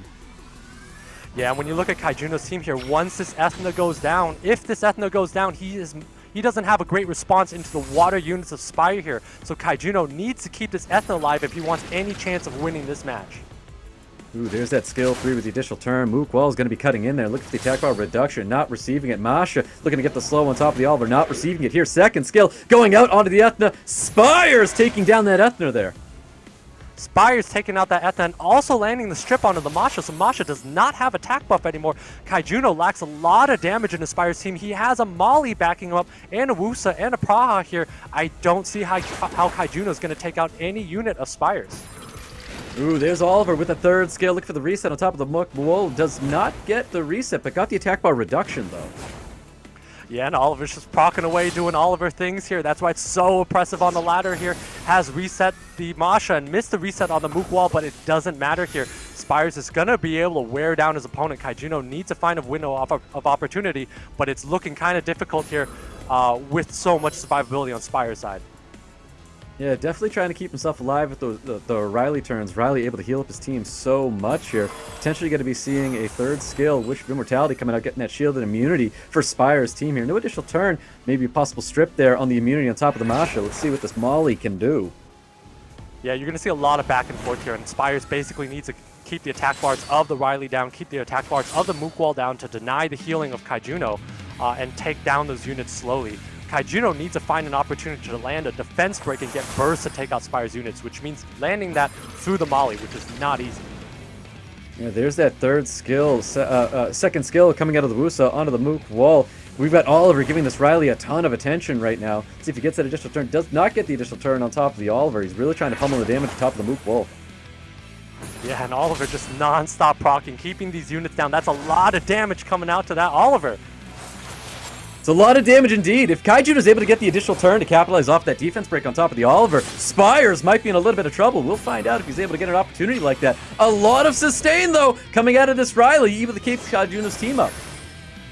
A lot of sustain coming out, but there's also a lot of damage that's going to be coming onto this Mook Wall. That Praha does hit really hard here, and Kaijuno does not have enough damage for a long period of time, so he's going to need to play some defense here, and he's going to need to take out, keep his units alive.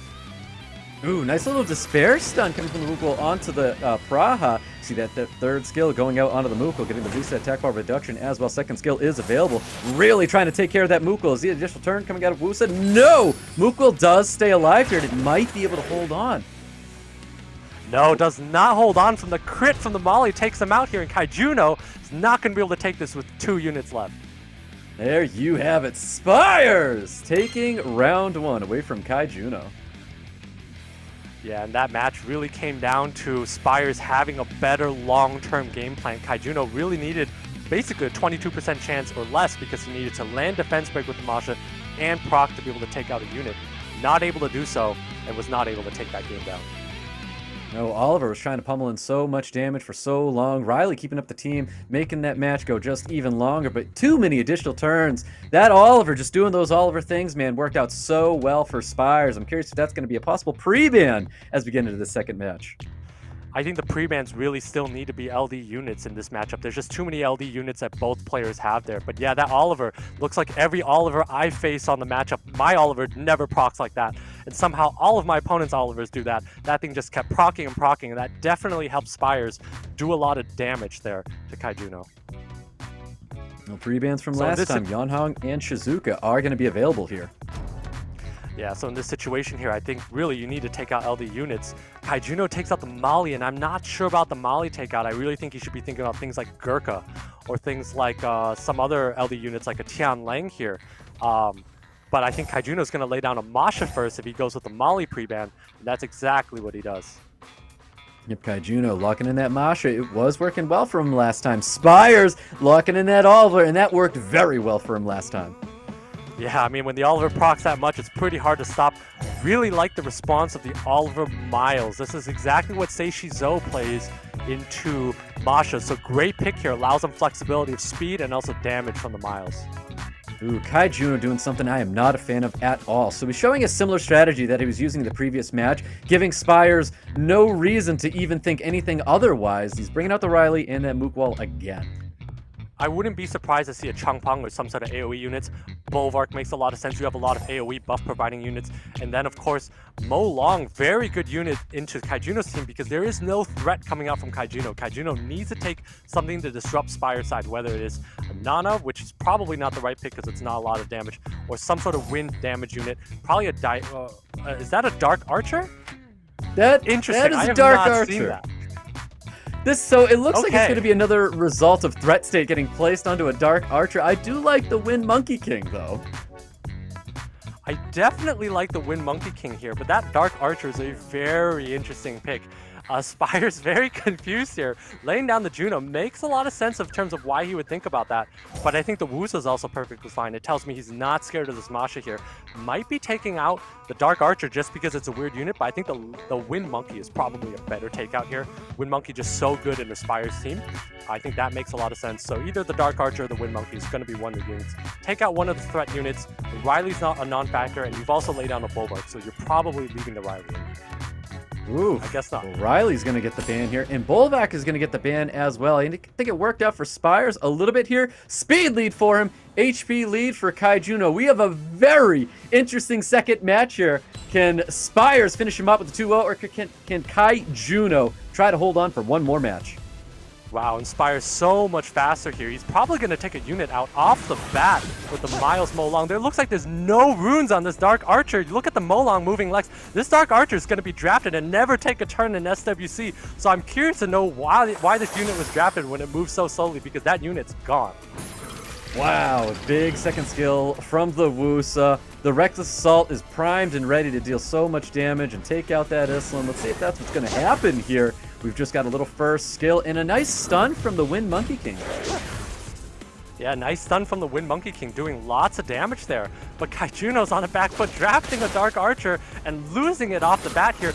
But super lucky with the Despair Stuns onto that Wusa. That's a very big Despair Stun. Yeah, and a really nice defense break sitting on top of that Oliver as well. Whoa! Double stun coming out of the second skill from Mo Long. Huge double stun from Mo Long, looking like it's Mo Long from 2018 here. Stunning wind here, so Kaijuno getting super unlucky here. And of course, Spires is going to be able to regain control. He has shields coming up from the Wusa next, which is going to protect his team, and he's going to be able to use Miles to slowly take down another unit. And that was a beautiful reset on top of the Mook wall. Looks like he's going to try and take the Wind Monkey King out now. Beautiful defense break coming out of Mo Long. We're going to see Miles try to take advantage of that. Yeah, lots of damage coming out from Spire's side here. Kaijuno has no healing, so that Wind Monkey is going to go down here. Kaijuno can take out that Oliver, but I don't think he has a response to the 3 water units from Spire's side of the field.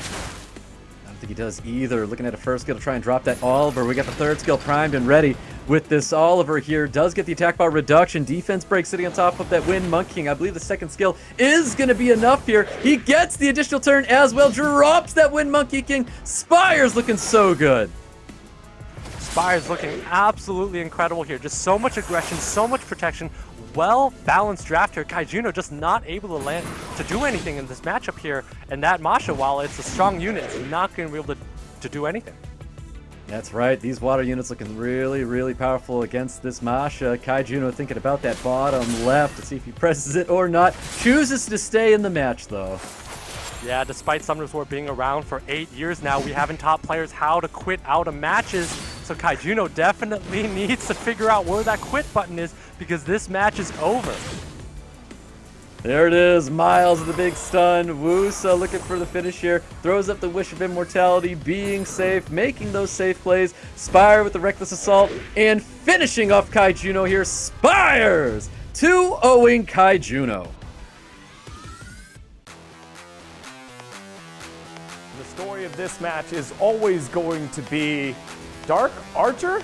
Question mark? Kind of just want to know what happened there, guys. As again, Kaijuno get a little thrifty with his draft, and it ends up biting him in the backside, and it's Spires that will be moving on in tournament. I got to just ask the question right off the bat, because it was very obvious here in game number 2. What was that? What was that last little pick there, Bacon and Bud? I don't really have an answer for you. Normally I have answers Yeah, for you, usually you but can I don't come know up what that with was. I something for me. expected Come something on. interesting. I was thinking he would have a lot of threat going in, but when you lay out such an aggressive comp like that, you really need to be able to go first or know you're going to survive that first turn onslaught. And when you don't survive that onslaught, you let your opponent have a Miles and Mo Long off the bat, you're basically picking a unit as fodder. Maybe it was meant to be a distraction from his other units there. I think it was a distraction so it would absorb the skills from the other units, potentially allow him to come back. But other than that, I can't think of a reason why he would draft that way. Stoic, any thoughts? Any theory crafting here on that one? I wish I could theory craft the logic in that match, but it's one of those moments where I have a saying and I say, these are my hands. I have no clue what was going on in that match. But hey, Spires looked great. I think this is really good for Spires going into his next match, his next opponent. I think Spires has a lot of stuff to show us, and I think Spires can make a very interesting match when he goes up against LECHONK today. Perfect transition there, my fellow co-casters. We take a look at our updated bracket from our first day of the preliminaries. It's ELMIMO and ZEFA moving on to the semifinals with LECHONK and SPIRES going head-to-head. Again, winners of these semifinal matches will be moving on to the America's Cup, and all the players that have lost today, again, they're not completely out. They'll be playing next Saturday in the elimination round. Again, no more losses for them. It'll be the same thing for our friends playing in the semifinal rounds that lose. But again, you see those lit up faces there on our wall. Two of them already booking their ticket to the America's Cup as we are now halfway through the matchup. Y'all, at home, again, we got ourselves a pretty cool collaboration happening right now between Summoner's War and Cookie Run Kingdom. Sweet events and tasty rewards from one Nat5 cookie giveaway to a collaboration exclusive scroll, and that will drop in-game. So make sure you're getting in there and playing wherever you can find that scroll. Coming soon on August 29th. Don't miss out before it crumbles away. Again, Summoner's War and Cookie Run Kingdom. And of course, the part that we all love to see every time in SWC, it's coupon code time. Fly that coupon code right there. Bow! Bow! There it is right there. America's Day 1. It's SWC Returns 2022. Get yourself mana and maybe a lucky pull here with your Mystic Scroll. Make sure to punch that one in, and you can obviously do your best and see what comes out of it. Hopefully we'll get some lightnings in there for you all at home. Okay, guys, we're going to take a short break. When we come back, we'll be booking 2 tickets to the America's Cup. Don't go anywhere. You're watching SWC 2022 America's Cup Preliminaries.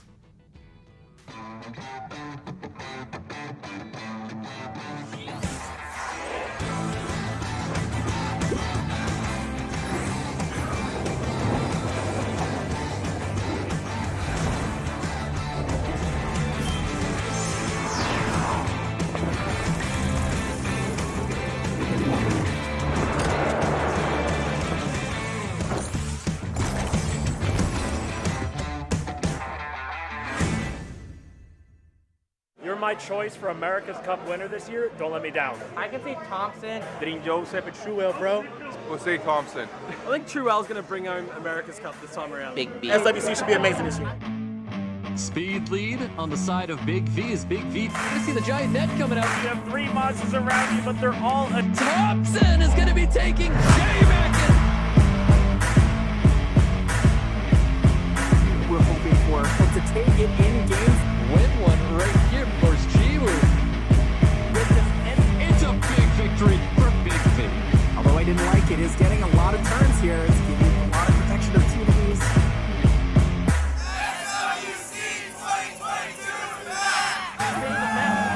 Microcrusher is here now, finally.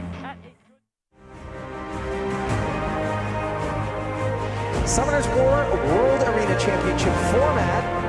Tournament favorite is our first ever Summoner's War World Arena Champion.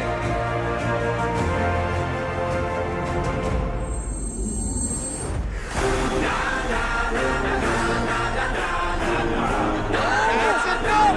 He takes it! BD is our champion! It's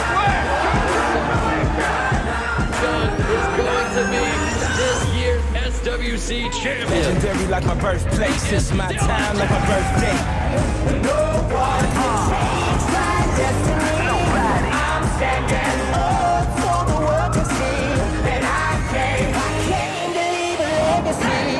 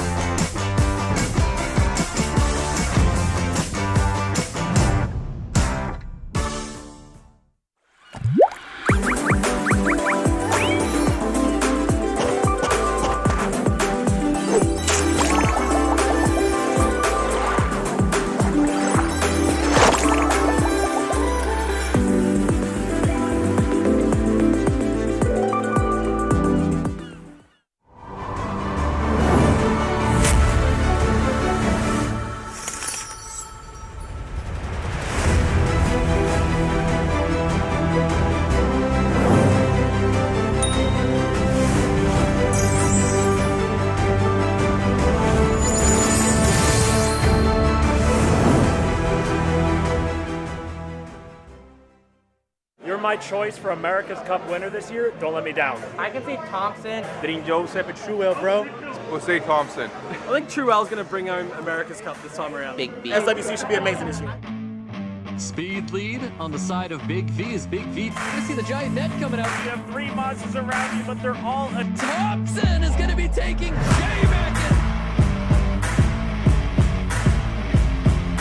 We're hoping for to take it in games. Win one right here, of course, Jiwoo. It's a big victory for Big V. Although I didn't like it, is getting a lot of turns here. It's giving a lot of protection of team V's.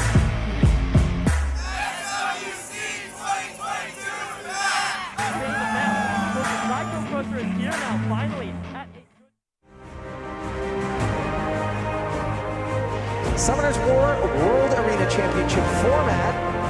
Tournament favorite is our first ever Summoners War World Arena Champion.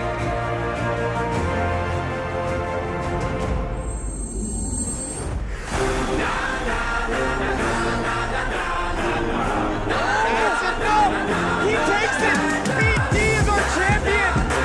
It's John is going to be this year's SWC champion. Legendary like my birthplace. It's my time like my birthday.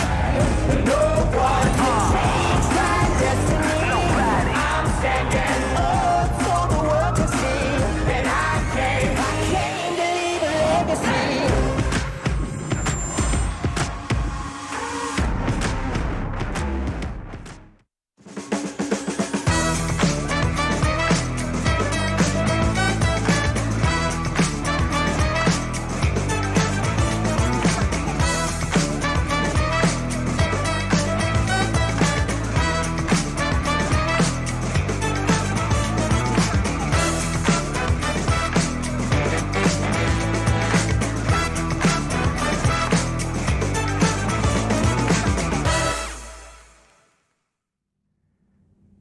Hello everyone and welcome back to SWC 2022 America's Cup Preliminaries day number 1. We've seen a lot of new faces, a lot of old faces, but we've seen a lot of great matches so far and 2 tickets are on the line to the America's Cup. Again, 16 players coming down to 8, and sometimes there's gonna be some heartache, guys, as we take a look at the bracket. ELMIMO, the mime, he took care of Edward 2-0.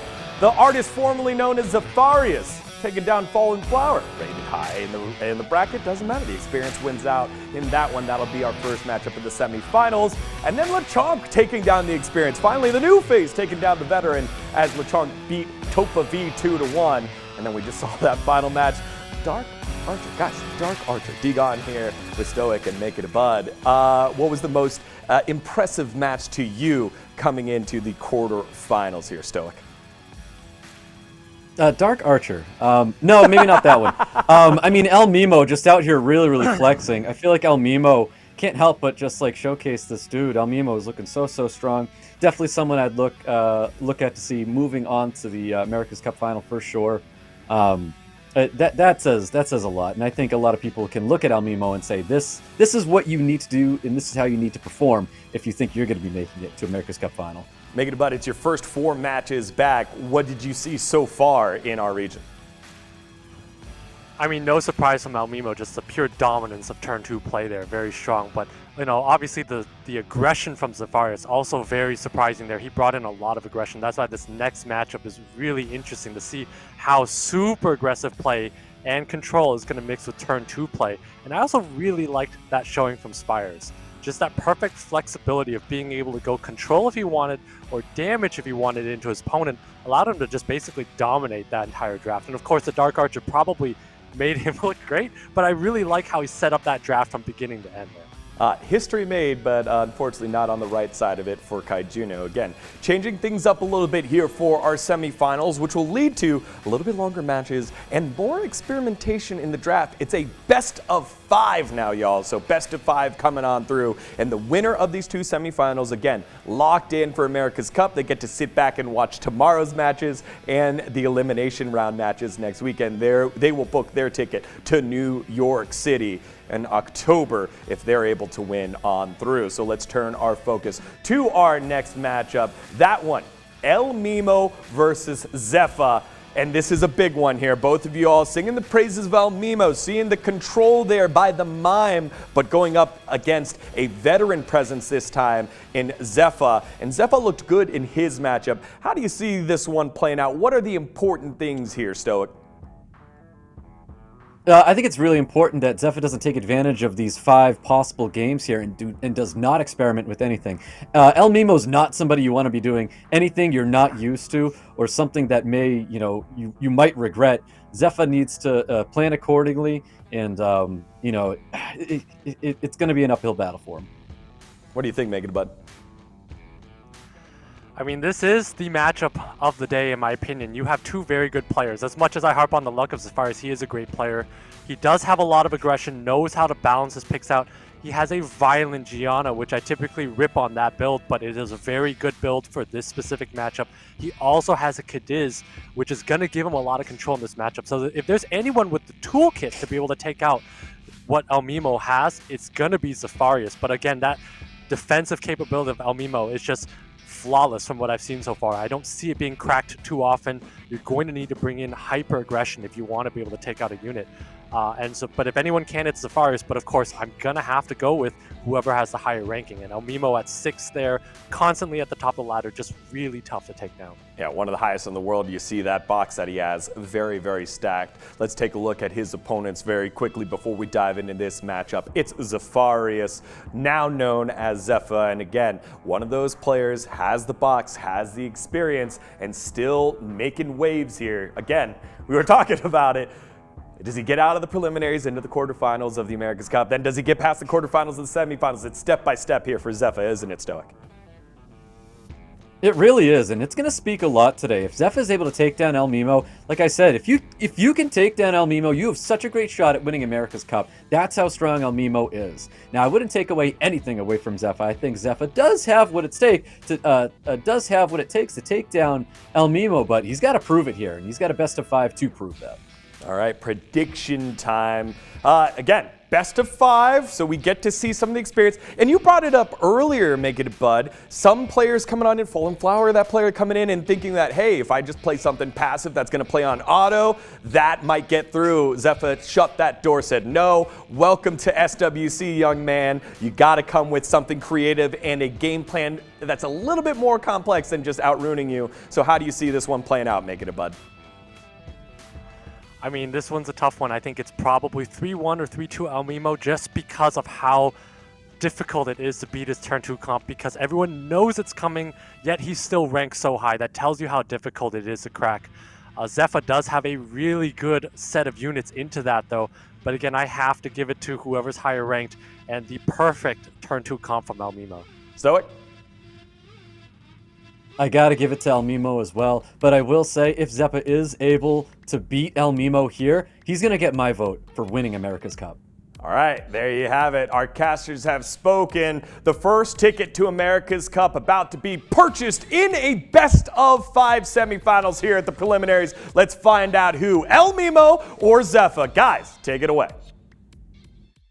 Here we go. It's an exciting one. ELMIMO versus Zefarius ZEFA. We've got our first match coming out very shortly. Pre-bans are going to be coming out as well. Yeah, so ELMIMO has opted for first pick here. I think he probably is going to value Nana. So he's going to take out the Gianna, which makes a lot of sense. There's a lot of control that your opponent gets when they have a Gianna. And then, of course, the Ragdoll makes a lot of sense because Ragdoll disrupts a lot of control and a lot of damage off the bat. Both pre-bans make sense. I could see either a Masho or Nana or some sort of surviving unit coming up from ELMIMO, and that's exactly what we see off the bat. Yeah, there's that Nana first pick coming out of ELMIMO. ZEFA so quick to locking in the Masha and an early Riley pick again. ZEFA's definitely drafted this before on paper because those are two very quick drafts here. I think the Riley makes a lot of sense, but definitely sounds like he wants to bruise this one out. I think we're going to see a Cadiz use here. If he's going to play this way and draft a Riley, he has to bring in Cadiz. I really like that Miles pick from ELMIMO because that's a lot of damage coming out, and I've played against that Miles a lot. That thing hits really hard, so ZEFA's going to need to think about banning that unit, and that's probably what he does with his next two picks. Super water heavy for ELMIMO, but again, super wind heavy for ZEFA. Let's see if ELMIMO is going to see that and draft accordingly. And it looks like he's going to hover over in a Chroma. Does he choose to lock that in? Coming up, I feel. He's going to draft, he's got to draft, bring a Molly with this because he's going to have two high damage dealing units and he's going to need to survive.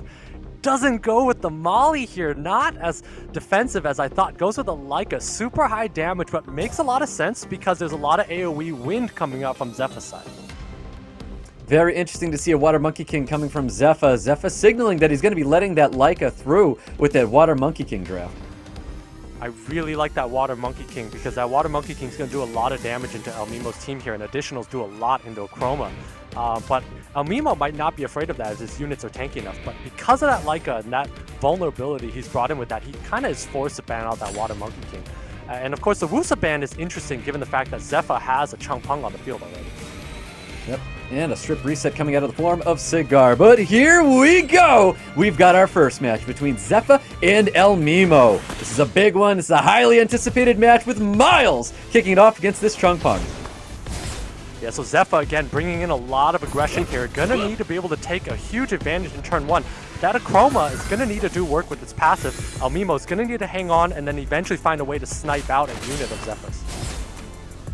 Ooh, ZEFA trying to go after this Leica. Leica did take that very, very well. Got the Silence sitting on top of the Changpeng. Leica trying to pummel the damage on top of the Changpeng. Changpeng being the unit that he really wants to focus down here. It's not looking very good for the Changpeng, though. Not looking very good. That's an absolutely massive proc that the Miles had earlier, allowing him to do that extra bit of damage and might take that Changpeng out. But at the same time, that Miles is taunted up and does have a defense break, so there is a vulnerability on ELMIMO's side. Let's see if ZEFA's going to be able to capitalize. Also confirming that that was a Despair Changpeng. Wasn't expecting to see that here. Trying to take advantage of defense break, sitting on top of that Miles as well. Yeah, a lot of damage coming out from this Leica over time. And again, the huge, massive proc coming out from Miles there. Takes out the Changpeng and adds a stack to Nana. That's a really big win right there. He's able to violent proc out and take out the Changpeng. Two orbs being extremely important. Defense break sitting on top of the Miles. Miles is going to be shaking that defense break. Looking for the strip zone on top of the Masha. Gets it! We're going to see some damage coming out from this Chroma. Leica looking to take advantage of this Masha. Wow, and this just in this situation, ELMIMO has two stacks on the Nana, has a protection from the Chroma. It's not much ZEFA can do. ZEFA's going to need to proc a lot. It's not over yet. ZEFA does need a lot of procs, but he's eating a lot of damage and needs to keep this Masha in its current form. He's trying to dismount that Masha. Once the Masha is dismounted, it's definitely not going to be looking good for ZEFA. There goes one of the orbs. The next digital turn coming out of Cigar here. We just see the poke damage go out onto the Miles. Is the Masha going to be enough to drop this Miles here? Yeah, no proc from the Riley means that he's not going to be able to keep this Masha up. This Masha is going to be dismounted, so no ability to really add a ton of burst. And there we go. That's probably the end of the game there. That is the end of the game there. ELMIMO taking round one away from ZEFA. Wow, what a back and forth match there, but it really comes down to those two procs from that Miles. When you add in a Riley like that, you're calculating exactly how much survivability you need. That Miles, those two procs probably equal about 60% of that Changpeng's HP there over time between those two procs. So that, you know, Zephyrius was not able to withstand that and, you know, consequently lost units over time. Yeah, most definitely. Masha was trying to do all she could. You could see him when he was swapping over onto the Leica. Not able to get any big damage on top of the Leica. Leica was a massive threat on that field still.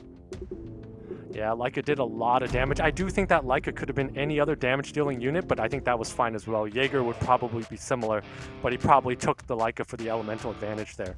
But either way, ELMIMO with the two great procs are allowing him to secure that match. Wow, the Cadiz getting the pre-ban in the second match with the Leo pre-ban from ZEFA.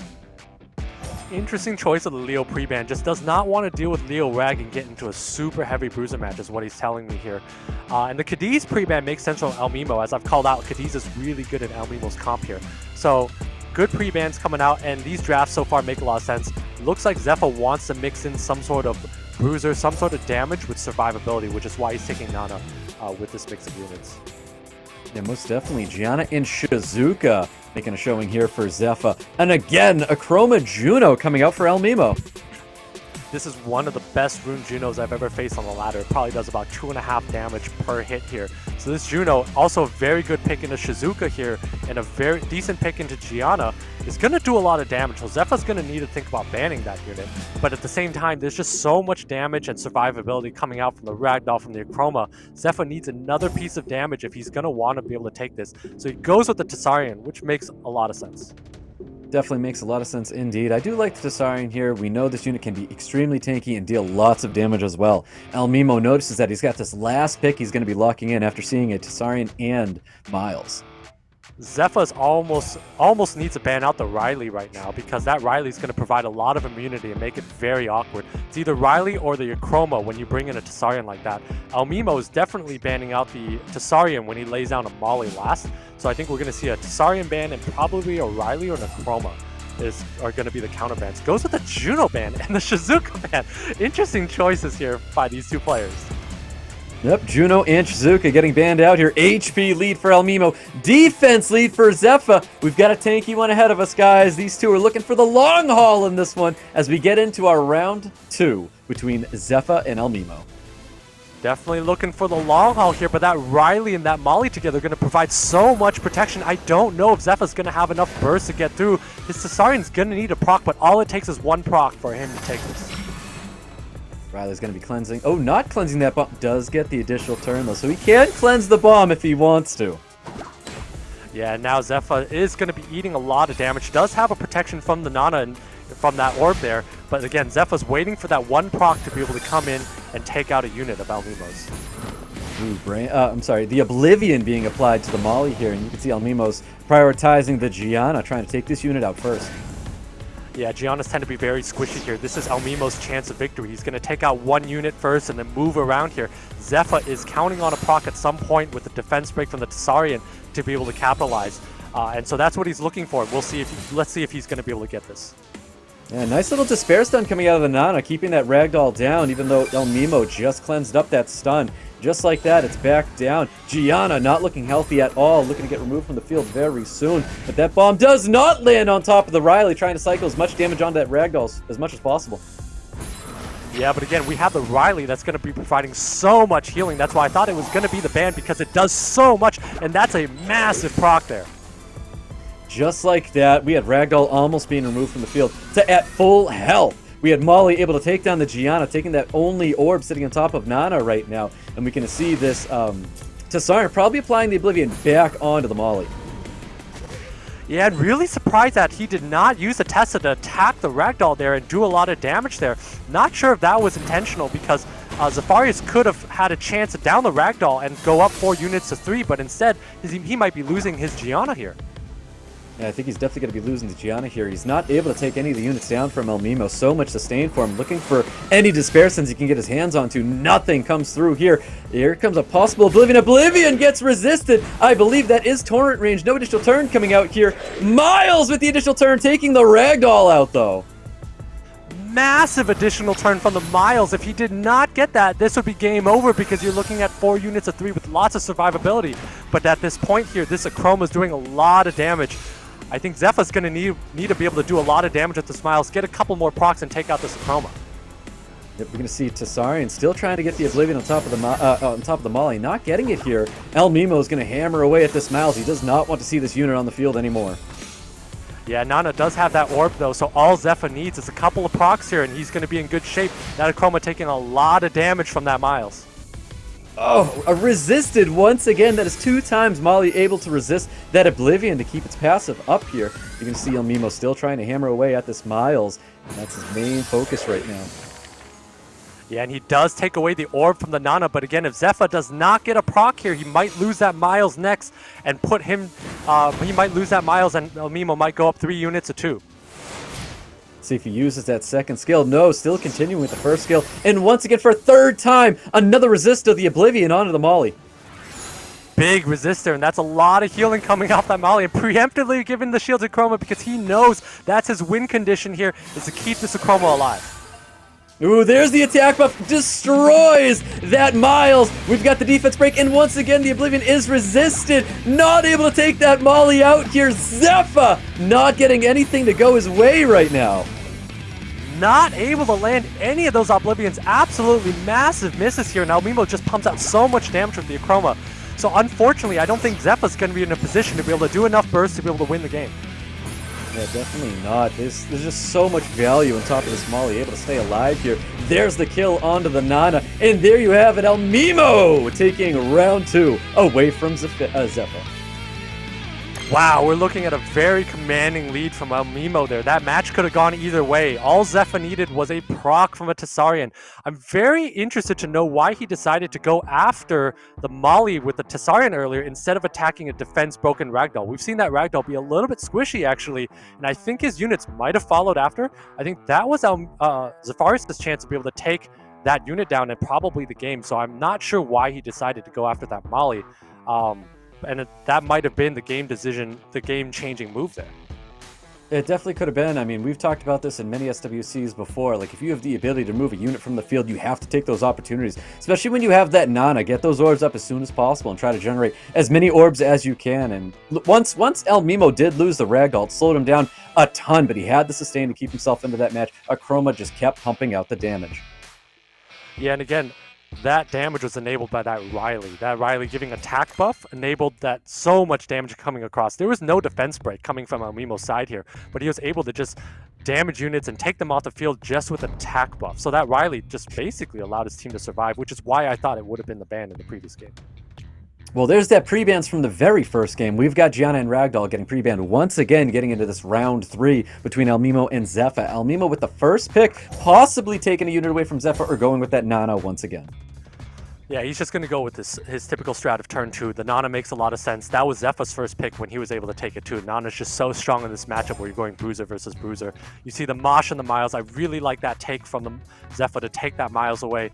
Such a good unit from ELMIMO if he's able to get it. So really like these 2 picks from ZEFA's side. I think ELMIMO, we might be looking at some sort of a Riley Wind Monkey or a Chroma or some sort of turn 2 surviving comp that he's always laid down. Yep, there's that Wusa once again. We saw it from ELMIMO before, and again, you called it, that Wind Monkey King making another appearance for ELMIMO. Yeah, that Wind Monkey King just such a good unit into the Miles, and it's a decent unit into a Masha if you have enough support and the ability to protect it, and you have enough minus fire. So ELMIMO with a good draft here, and ZEFA taking down the Cadiz as I thought he should be abusing the Cadiz. When we have LD units, we need to abuse them, and he's laying down that Cadiz. I'm going to be very interested to see if it's banned or if it's going to be able to allow him to win the match. Ooh, Leo coming back. This is the unit that was pre-banned last time that ZEFA did not want to see. Leo makes a return, and we have Abelio being drafted by ELMIMO, wrapping up his draft. Wow. I really like these 2 picks here because Leo makes it very difficult for ZEFA to do any damage. That's almost a force ban, but when you have an Abelio there, Abelio is going to take a turn instantly when your units get below 70%. So ZEFA's really going to need to either proc to kill or do enough damage to burst through that Abelio.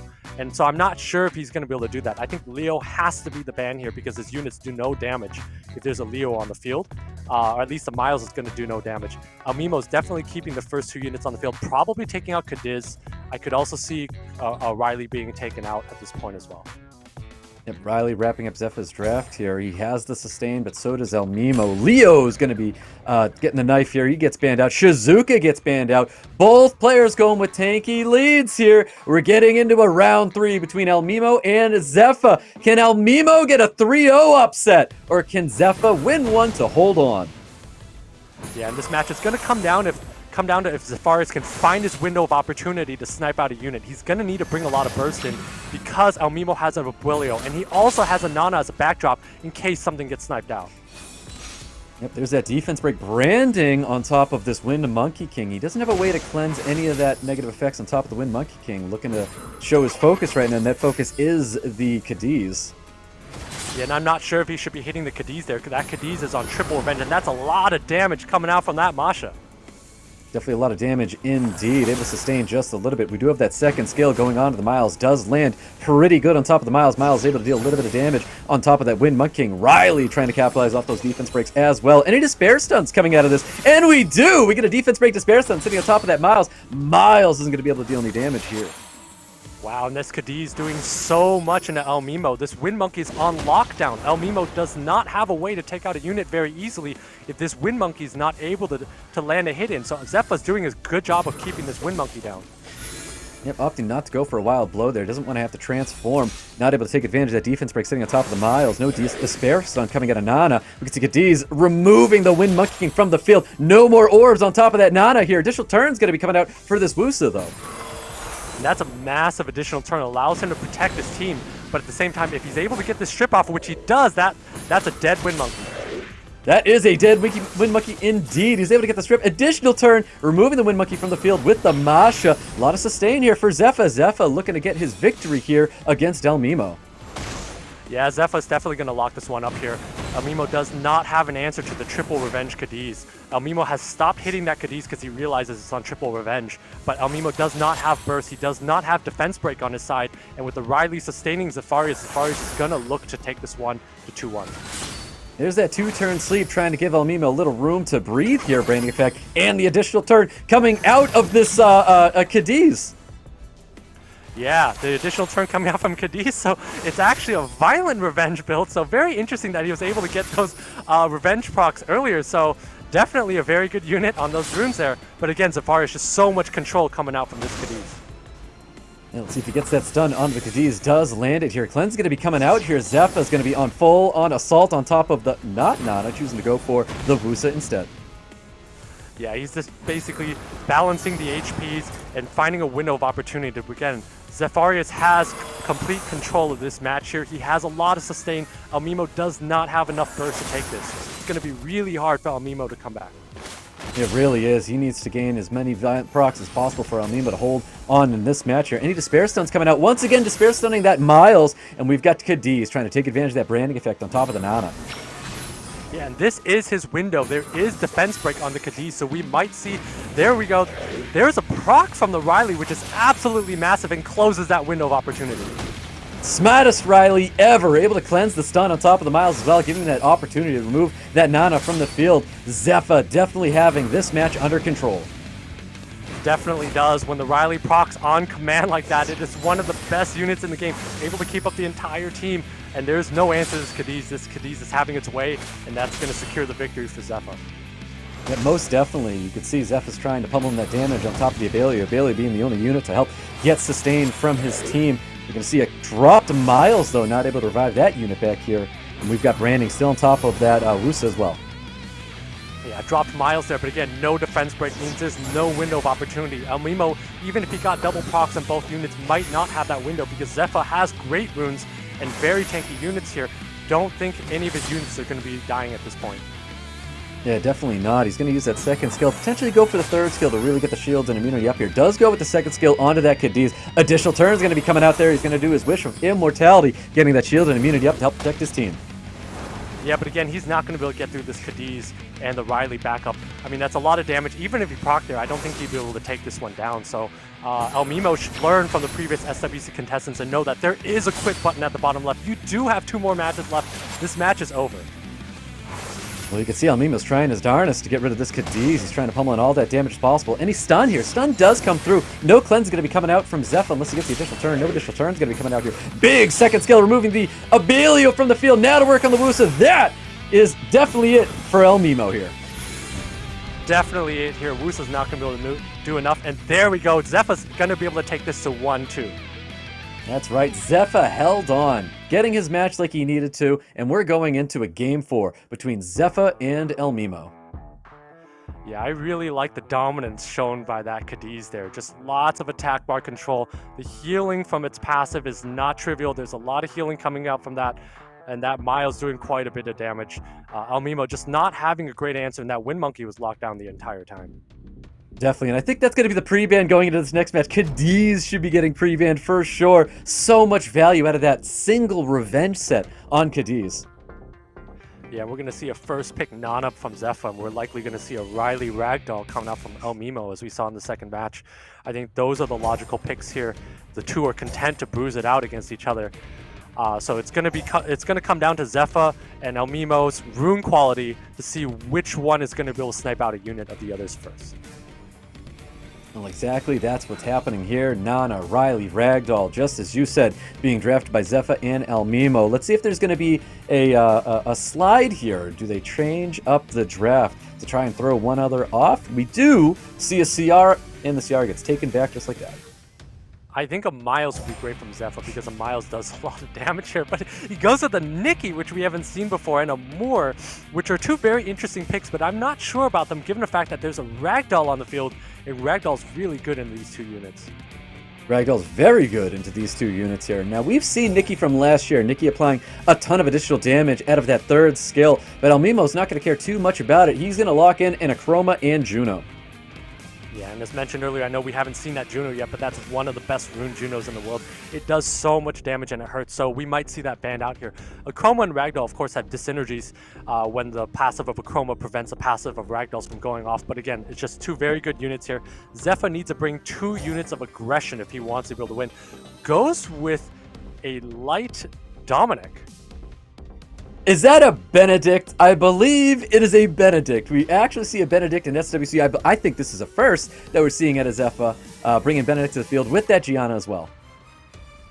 Yeah, I haven't seen this unit much in the ladder. That's a very interesting pick by Zafarias. A lot of damage can come out from a Benedict. So he's definitely brought a lot of damage and a lot of control. I'm not sure about the Gianna pick in this matchup because Gianna doesn't provide a ton of damage and is a little weak into the Ragdoll. And ZEFA's really banking on clearing out a unit with this Benedict. There's a Darien last pick coming out of ELMIMO, and I'm at a loss for words. We've got a wild match ahead of us here. I am so surprised here, but when he takes out the Nana, that makes sense. ELMIMO's thinking one of his units may go down, but he's going to be able to win the long game here. So it's going to come down to the tankiness of ELMIMO's team, and if he's able to do much more beyond turn 1.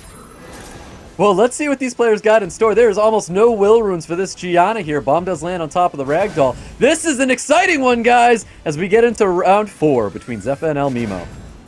Incredibly exciting one, and actually a very unlucky proc from Zafarias there, giving ELMIMO a lot of attack bar off the bat. Yep, definitely. Ooh, a little additional turn coming out of this Nikki here. We could see that third skill, and we're going to pump in some serious damage. What kind of numbers are we going to see coming out of this Nikki? That was not too shabby. Yeah, that's a lot. That's actually a very big proc there, but that's a very squishy Benedict here. So if that Benedict does not die, it's going to do a ton of damage. Well, let's see what kind of damage is going to be happening here with this Darien left on the field. We're going to see a first skill going out. His unit of focus is going to be the Benedict. Benedict, show us why you're drafted here. Benedict's going to do a ton of damage with its skills and attack buff here, but surprisingly not as much as I would expect here, and that Benedict might go down. It's taking a lot of damage. Yeah, Benedict does get stunned up here. We've got Ragdoll is probably going to get removed from the field with all those bombs laying on top of him. The Chroma able to keep the team alive with all these missed crits here. Big cleanse coming out of Nikki. Benedict's still alive to do a little bit more chaos. Yeah, big cleanse coming out from Nikki. ZEFA's got a lot of HP to work with. Only has 2 units to kill here, so ELMIMO really needs to do a lot of damage and get some despair stuns. Whoa! Benedict bringing it through. ZEFA taking round 4 away from ELMIMO. Holy cow. Wow, what a match. So Benedict has 100% win rate in SWC, so we know it's an incredibly powerful unit here. Might need to be revisited, but I really like the show from that unit. That Nikki proc was absolutely a massive. Allowed his team to get that attack buff. And also early on, we saw that Darien missed a defense break, which is why that Ragdoll was unable to snipe it off the bat. So it could have gone either way, but you know, I just love seeing new units at Benedict. It was awesome to see. Yep, that is a triple S tier Benedict in SWC. That's all anybody needs to know. We're going to see a lot more Benedict from here on. Yeah, I mean, when you have 100% win rate like that, it's hard to deny that it's a very good unit. And of course, Gianna did some work there. And unfortunately, there's just Juno not able to land any despair stuns, and that Ragdoll was not able to land enough damage. Well, the pre-bans from last time, Cadiz and Leo, are now available. Just like the previous matches, we've seen Gianna and Ragdoll in the pre-ban, and they are back once again in this Game 5 between ELMIMO and ZEFA. Yeah, so ELMIMO here is going to have to face the Cadiz here. So he's going to lay the Nana first as expected. ZEFA's likely going to go with Masha Miles later and support his team with the Cadiz. So ELMIMO's going to need to prepare for that. ZEFA could preempt this by taking some different units as well to see how ELMIMO responds. Oh, there's that Nana first pick, followed up by the Cadiz and Shizuka being drafted by ZEFA. Very quickly drafted by ELMIMO. We've got Riley. We've got a Chroma being drafted once again. Yeah, interesting laydown of the Cadiz so early. I'm not sure about that. I thought he would take the Miles first, and then at the same time also surprised the Miles not taken from ELMIMO in this matchup here. I'm curious about the Bolvark pick here. It's great into Riley, and the Juno, of course, a great unit into a Chroma. Yep, the Bolvark pick and the Juno for ZEFA. The response from ELMIMO, double light units in the form of Jaeger and Molly. Yeah, ZEFA here looks a little damaged light. That Bolvark is going to be able to get half the HP from a unit off the bat, but ZEFA doesn't have enough burst at the moment. So I could see something like a Mo Long ban the Nana or some sort of way to do damage. He's going to need to find a way to do a lot of damage over time because his team's looking a little light into all that sustain that's on ELMIMO's team. Definitely. He's going to be bringing the Mash. I don't know if that was the unit of damage to bring here, but Nana's going to get the ban here. Double HP leads. We're looking at another long one coming out of ELMIMO and ZEFA. Definitely looking at a long one, and we're going to again see that ZEFA is going to need to take a proc to find his window of opportunity to kill a unit of ELMIMO's. There's that first skill. ELMIMO looking to tag at the Masher first, looking for that dismount as soon as possible. Nice little take there with Bolvark getting the additional turn up to 4 stacks. Yeah, and at this point here, ZEFA's going straight for the Jaeger. Is going to hope to get a proc on this Masha. If he can get a proc on that Masha and down the Jaeger, he's going to win the game. If not, we're going to see this go out for a very long time. Ooh, look at the defense break does land on top of the Jaeger, almost removing that unit from the field. Shield's going to be coming up here. Looking at a silence potentially going out here on... Oh, nope, just looking for the damage onto the Masha. Yeah, and I really do like how tanky that Masha is. It is very tanky compared to the most of the ones that you see on the ladder, and that's why it's very difficult to dismount that unit. Yep, he's really trying to dismount that Masha as soon as possible. We've got Bolvark looking to probably take that shield away to get some value here. Does not get that take. Yeah, and ZEFA's next window of opportunity is going to be able to be getting buffs onto that Bolvark and then using that Bolvark to sap HP away from the Jaeger to get a proc and kill it. But that window looks like it's really tough to attain. Yeah, it's definitely getting smaller and smaller now that the Masha has been dismounted. Defense break sitting on top of that Jaeger, trying to take advantage of that unit right now. Yeah, and there's attack buffs going on ELMIMO side, so that's a lot. But at the same time, we have a full stack Bolvark coming up, so as long as ZEFA can get a proc, do enough damage, he might be able to take out this Jaeger here. Yep, he's able to get a little bit of value here. Jaeger's looking a little bit low. Masha might be the one to take it out unless Molly's got something to say about it. Actually, ZEFA looks to be in a good spot. That Masha's going to take out Jaeger. Jaeger goes down here, and ZEFA's up 4 units to 3. Yep, definitely 4 units 3 for sure. A lot of sustain still left on ELMIMO's side of the field. You're going to see a big first skill going out onto the Masha. Masha's still alive, though. Taking advantage. Defense break sitting on top of Riley. Drops the Riley! Wow, and Riley goes down. ZEFA's able to crack the defense of ELMIMO here. ELMIMO is not going to be able to come back here. Does not have enough burst on his team. ZEFA just being able to do so much damage and take the upper hand. Big damage coming out of Masha, trying to drop this Molly from the field. Looks like Juno's going to be the unit there. ZEFA really putting a statement here, taking round 5 and being the winner here, moving on to America's Cup.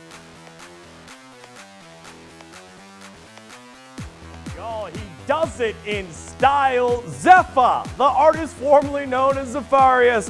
He has to do it in a dramatic way, but gets it done with the reverse sweep, going down 2-0 early on and pulling out multiple tricks like the summoning of a rare horse, the Benedict's coming out in game number 4 and showing exactly why they pull him. And ZEFA now in the America's Cup, and he will have the opportunity to continue on to build upon last year's performance at the quarterfinals. ZEFA getting the win in an epic 5-set match. Y'all, that was such a good one there by Zefarius. And I bet early on everyone's saying, ZEFA, you know, falling behind the newbie. ELMIMO showing off his greatness on the ladder, but then comes back with a vengeance and gives ourselves a great match here and punching that one through. Woo, that was one hell of a series. And then the procs there at the end, the Masha coming through, the defense breaks coming on in, and clearing out the Jaeger. That was a fun one, y'all. Again, Stoic, you're a front row seat on that. What'd you think? Front row seat indeed. I mean, I already said it. If ZEFA is able to take down ELMIMO here, I think ZEFA could be our next America's Cup champion. So he's in my corner right now. I think ZEFA has exactly what it takes. Make it a bud? Well, I think it's a little early to call America's Cup champion. We haven't gone to tomorrow yet, where there's some great players as well. There's some absolutely incredible players tomorrow. But that was just a great showing by ZEFA there. I really liked how he balanced survivability, was able to tangle with ELMIMO's turn 2 team and bring in enough damage, control with Cadiz when needed, use Bulwark to do a lot of damage and basically lock down that Riley. So ELMIMO was caught in a tough spot there. I really liked how ZEFA set up that draft from beginning to end. Yeah, well then, again, that Cadiz control, the Cadiz cheese turned into pickled cheese there, and eventually the puzzle was solved by ZEFA. Congratulations to making it to the America's Cup. As now, we've got one more ticket to book for the day. We've got LECHONK and SPIRES, these two newcomers with the opportunity to make some history here. SPIRES taking control in his matchup earlier, as well as LECHONK with the upset over TOPAV. When we take a look at these two players, make it a bud, what jumps out at you in this specific matchup? I mean, you're looking at two very different sets of LDs. You have LECHONK with the AoE control with the Light Monkey. You have the Chung Peng there. And then you have on the other side, you have SPIRES with a Gianna, also AoE control unit, but also a Gurkha, then Tian Lang. You have so many control ways to counter LECHONK coming out from SPIRES. You have, this is going to be a war for Oliver. It's going to be a war for speed. I do give the edge to SPIRES a little bit. I think his drafts are a little bit more well thought out, and he does have a wider toolkit, but it could be anyone's game here. That Light Monkey is just such a powerful unit. Stoic, wider toolbox here for SPIRES. What makes him the, what is the key to victory for him as we take a look at his profile? I think the key to victory is definitely going to be the draft going into these next matches. Draft is going to say a lot for SPIRES. Pick and ban always being extremely important throughout all of SWC. But because of that toolbox, being able to bring so much more than his opponent can bring to the field, you can't help but favor SPIRES in these moments. So he just has to draft accordingly, ban accordingly, and make sure that he makes his plays. Obviously, RNG can come in favor for absolutely anybody in this game, but I got to give it to SPIRES. I think he has what it takes to take this win here. All right. SPIRES prediction there by Stoic. You got SPIRES here, or who you going with in this one? Make it a bud. I think it's going to be SPIRES, probably 3-1. I mean, you can never say 3-0, but I think SPIRES is going to dominate this pretty hard here, unless LECHONK has an answer to all of those LDs and can play without his Light Monkey King. All right, well, let's find out together, y'all. Our last ticket of the day, our last match of the day, SPIRES against LECHONK. Let's see who takes the victory. Let's get into this match here. LECHONK, SPIRES, both men choosing to go with the double thumbs up. Let's see who gets the ultimate thumbs up as they make their way to locking in their ticket to America's Cup final. LECHONK with the first pick here, pre-bans coming out shortly.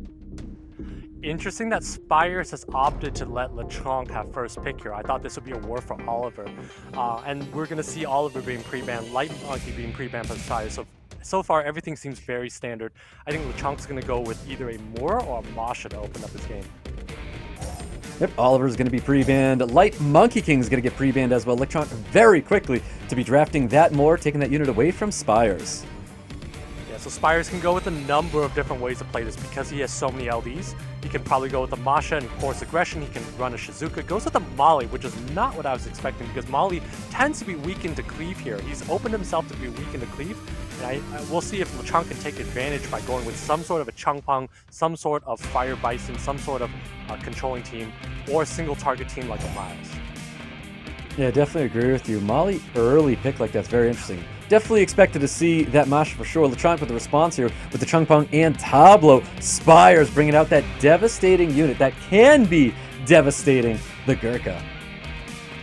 Yeah, the Gurkha, if it goes off, pretty much wins the game on the spot. Spires is definitely playing for turn 2. LeChonk is definitely going for aggression here.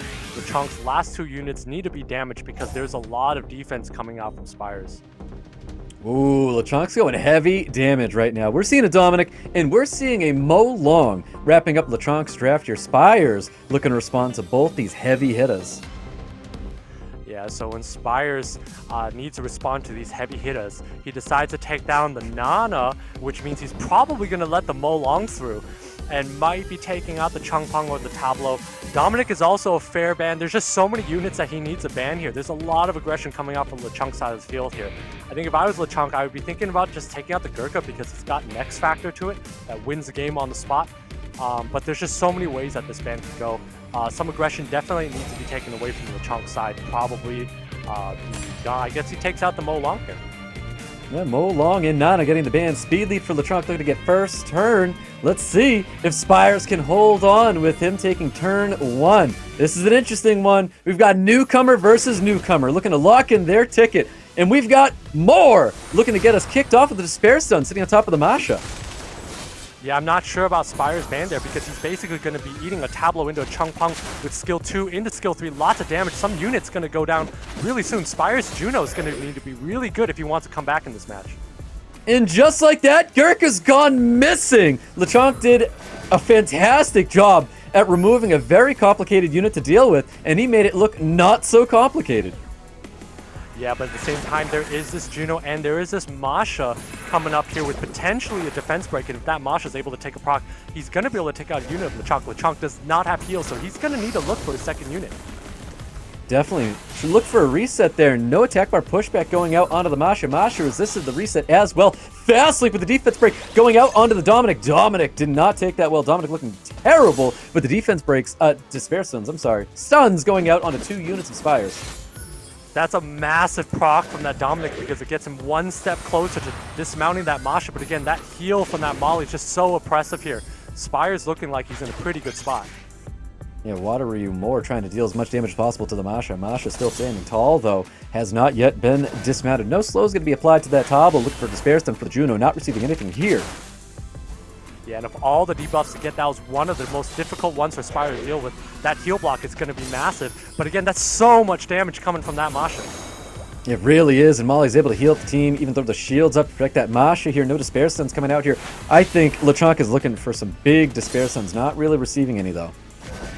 Yeah, at this point here, LeChonk doesn't have an answer to Molly plus the other units, so Spires has a really good Molly here. And unfortunately, even though that Chungpong procs, it's not going to be able to live to see another turn.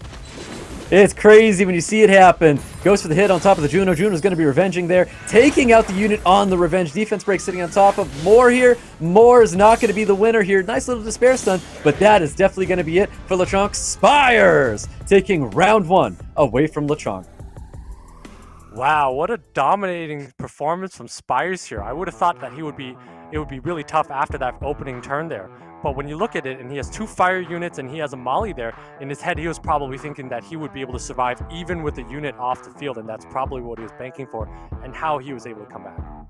Yeah, I really liked how quickly he was able to deal with that Gurkha, but he just wasn't able to capitalize off of anything after that. As much as we think Gurkha can really shut things down, and Gurkha can shut things down, it just did not happen there. Well played, well done by Spires. He did exactly what he needed to do in that match. Definitely did. Thought past the first wave of attacks and knew that with 3 units against 4, he would be able to take it home. So well thought out draft for Spires, very good. And so as we move into the next match, the pre-bans, I mean, I think Spires is going to be alternating pre-bans here between Wunsa and Light Monkey. Generally, you want to take out an LD that you don't have. And LeChonk is going to be isolating LDs of Spires as well, or Oliver and Gianna. Yep, well, Gianna and that Wunsa getting pre-banned here. Masha being taken by Spires. Very quick drafts. Once again, they know what they want. LeChonk's going to be drafting that more. Chungpong Spires hovering over Oliver. Yeah, he hovers over Oliver. I think given how Spires has played, you would expect to see him go turn 2, but I think this is going to come down to aggression. I would like to see some sort of an Ethna with another speed lead. Maybe a Tomo would be really cool here, to see like a Tomo Ethna and and lock down LeChonk's team. But of course, when you have LD units like that, it's okay just to spam your LDs because they're generally very powerful units. Yeah, Gurkha can be a winner if it's not handled correctly, so he's going to be locking down that Gurkha. Takes the Molly back, definitely questions it, locks that Molly in. LeChonk, after seeing Molly and Gurkha being drafted. Let's see what he does here. Yeah, so LeChonk's got a difficult decision to make because there's going to be a lot of disruption coming from that Molly, and I don't know if he has enough control and damage. If that Light Monkey gets banned out here, I don't know if that Chung Peng and Charlotte's going to be enough to take out Spire's team, which is really tanky. We'll see. There's a lot of additional damage on the side of LeChonk. Speed leads for both players. 33 lead, though, for Spires. Spires looking to outspeed his opponent here as we get into this first match right here with Spires and LeChonk. Spires is going to have one unit outspeeding, and then LeChonk's going to be able to open up. But again, Spires has proven to have very tanky units. But this is a lot of damage coming out from LeChonk. Look at that second skill into a third skill with attack bar pushback. Masha not receiving that attack bar pushback here, possibly looking for a defense break. Massive damage onto the Chung Peng. Gets the additional turn, finishes off that Chung Peng. Wow, what a huge resist of attack bar resets from Masha there, and then a huge proc able to take out that unit, so takes out a lot of damage coming out from LeChonk's side. LeChonk's going to need a proc a lot to come back.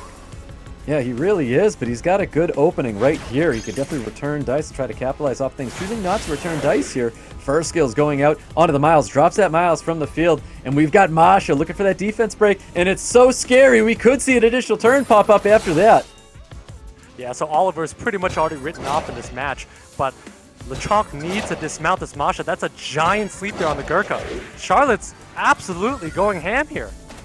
Charlotte's popping off with all the sleeps. I think Charlotte's got all of her skills up. We can see a big skill too. Gets the Despair Stun again onto the Gurkha. Third skill with the attack bar pushback, boosting up his team here. Return dice, able to do it all over again. Yeah, that's a lot of damage coming out from LeChonk, and Masha's dismounted, so no more protection coming out for Spires here, and Spires might go down. Yeah, Spires might go down here. Nice little slow sitting on top of the Gurkha. Gurkha with the additional damage he needs to land the provoke here. If he lands that provoke, we could possibly see a solo here with the Gurkha. Yeah, we might possibly see a Gurkha solo here. Was lucky to get that proc, did not have glancing, so I think this is gonna be a Gurkha solo.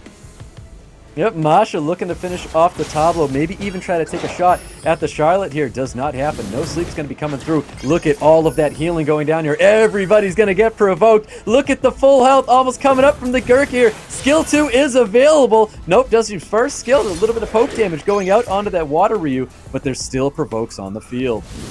And this game is over. This Gurkha's going nuts here. Not over. Does proc though. Massive proc from Spires. LeChonk's going to need to get really lucky with some stuns if he wants a chance to win.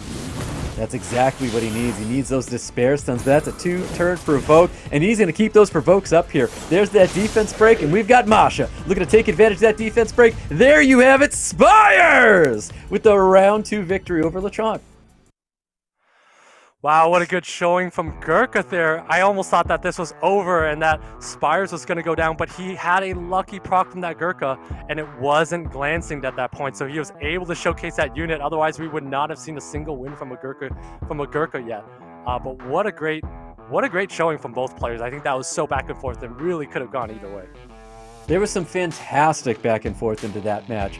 I mean, LeChonk had it down, and then we saw the Spires go through with some really great moments as well. We got to see the Gurkha pop off, and that's pretty much where it locked in. I mean, LeChonk had opportunities to keep that Gurkha back, but he wasn't able to keep up with the Despair Stuns on top of the Gurkha, and Spires was just able to hold on with that Gurkha and get that victory. Yeah, when you have 22% versus 25%, I mean, it really could go down either way, and it comes down to these procs and these stuns here, and that's what Summoner's War is about. It's about procs, and it's about stuns, and that's how you know you have two fairly evenly matched opponents. Yep, no pre-ban going out onto the Gurkha this time. Oliver getting pre-banned, Light Monkey King getting pre-banned as well. So we see the same pre-bans as we saw in the first match here. Again, I think we're going to see a balance of aggression versus not going aggression. And Spires off the bat opting to take the Molly. We're going to see the same draft from the first match so far. Yep, same draft once again, locking in Masha and Molly. Even though I wasn't the biggest fan, but here's Spires with 2 up on LeChonk. Yeah, and Spires here is thinking if he wants to go through that same draft as he did in the first time, he does go with that Gurkha and does go with that Juno. LeChonk changing it up, instead of taking the Mo Long, goes with the Vert, and I don't think that's going to change anything because all Spires needs to do is Leonana, goes with the Tianlang, signifying that he's going to leave that Vertihile on the game. Yep, definitely leaving that Vertihile in with that Tianlang last pick here. Possible bans on that Dominic. I don't think Spire wants to see those big damage coming out here. And does ban out the Dominic, and Tianlang's going to be getting the ban.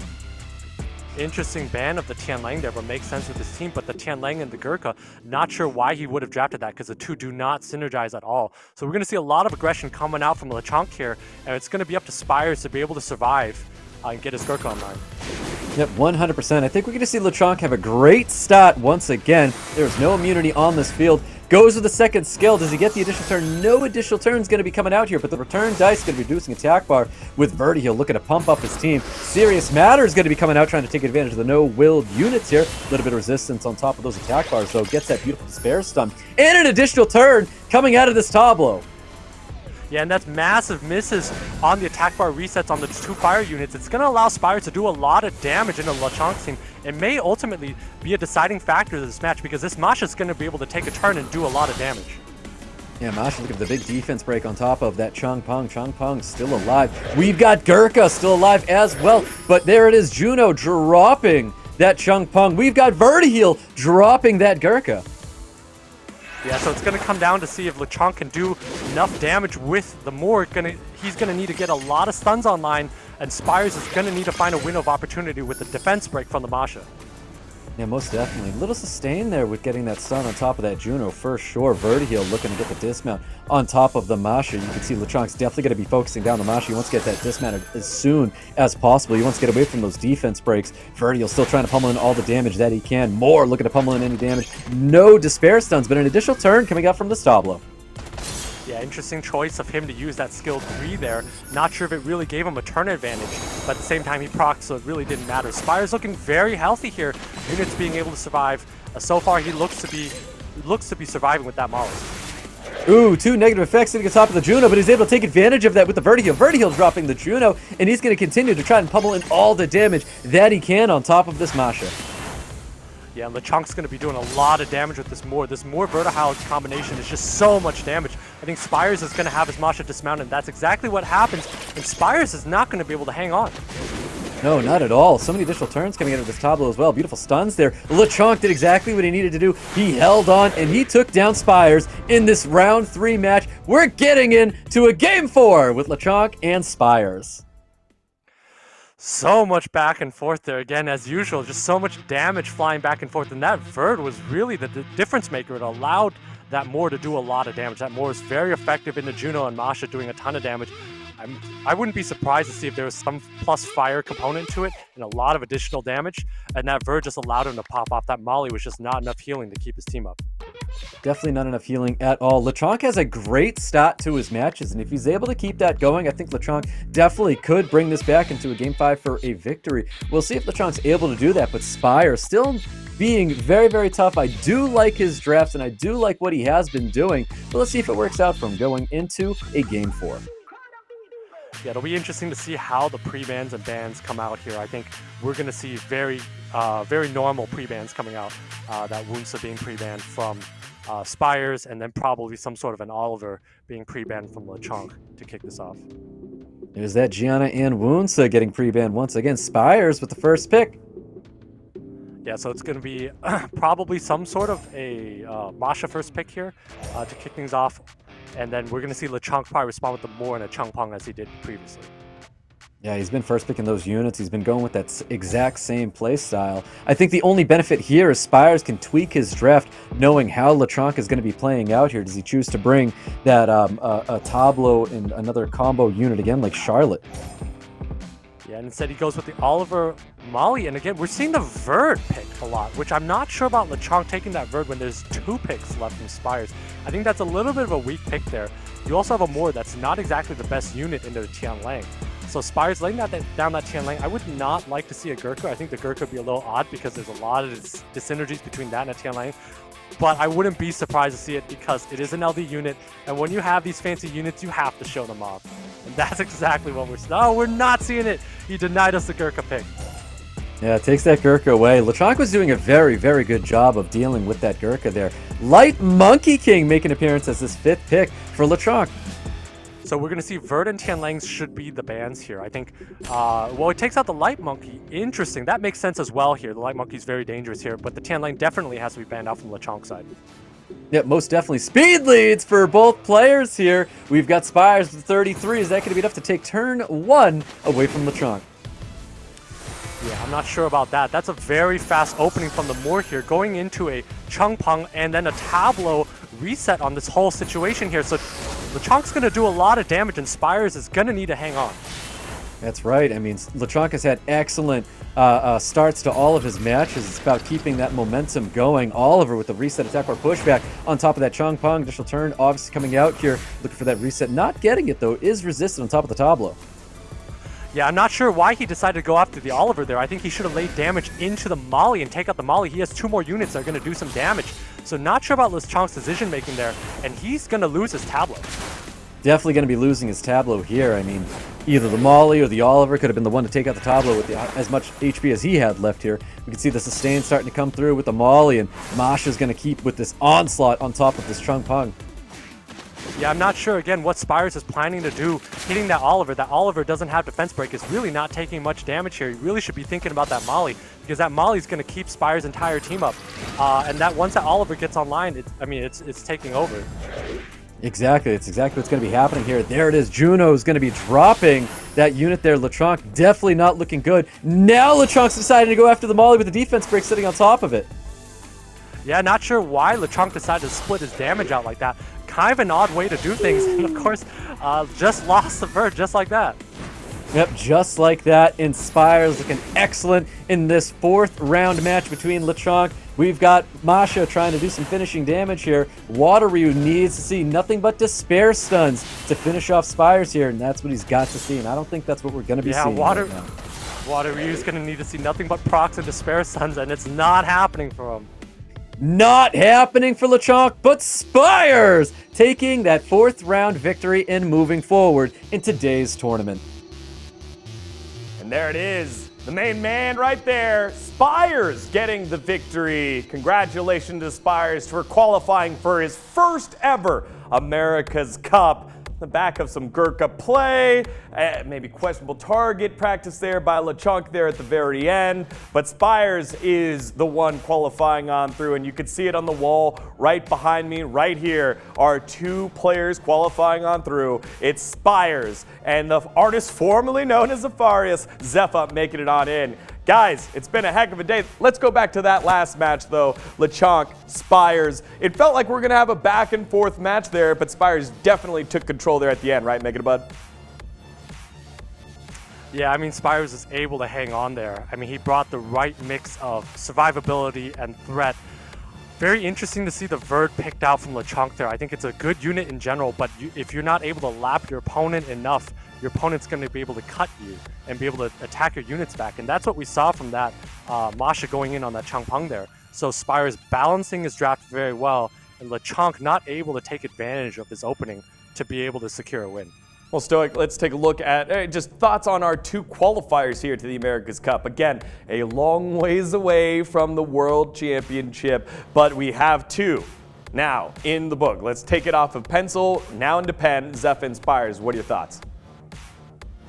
I mean, ZEFA, what an outstanding performance today. Just taking down ELMIMO is really putting a statement on ZEFA this year. I think he is going to be a player to look out for. If he's able to do as well as he did against ELMIMO, just think of what he's capable of throughout the rest of the tournament. Like I said if ZEFA beat ELMIMO, ZEFA has the ability to be America's Cup champion. So he's got my vote right now. Spires with excellent drafting throughout the day, but let's keep in mind, Spires did play 2 newcomers today. So I'm not going to say he had more of a handicapped draft. ZEFA definitely had a tougher road ahead, but I mean, Spires, he did play well.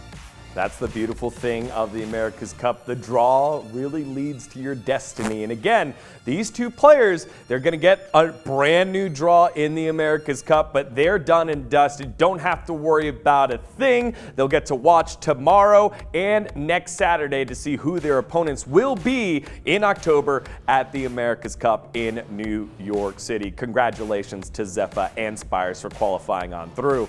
And I think if you're sitting at home, you're like, I don't know if I want to go to that elimination bracket. There's a lot of names in this first day's preliminaries that are kind of scary. TOPAV sitting there being like, all right, like that's going to be a tough opponent.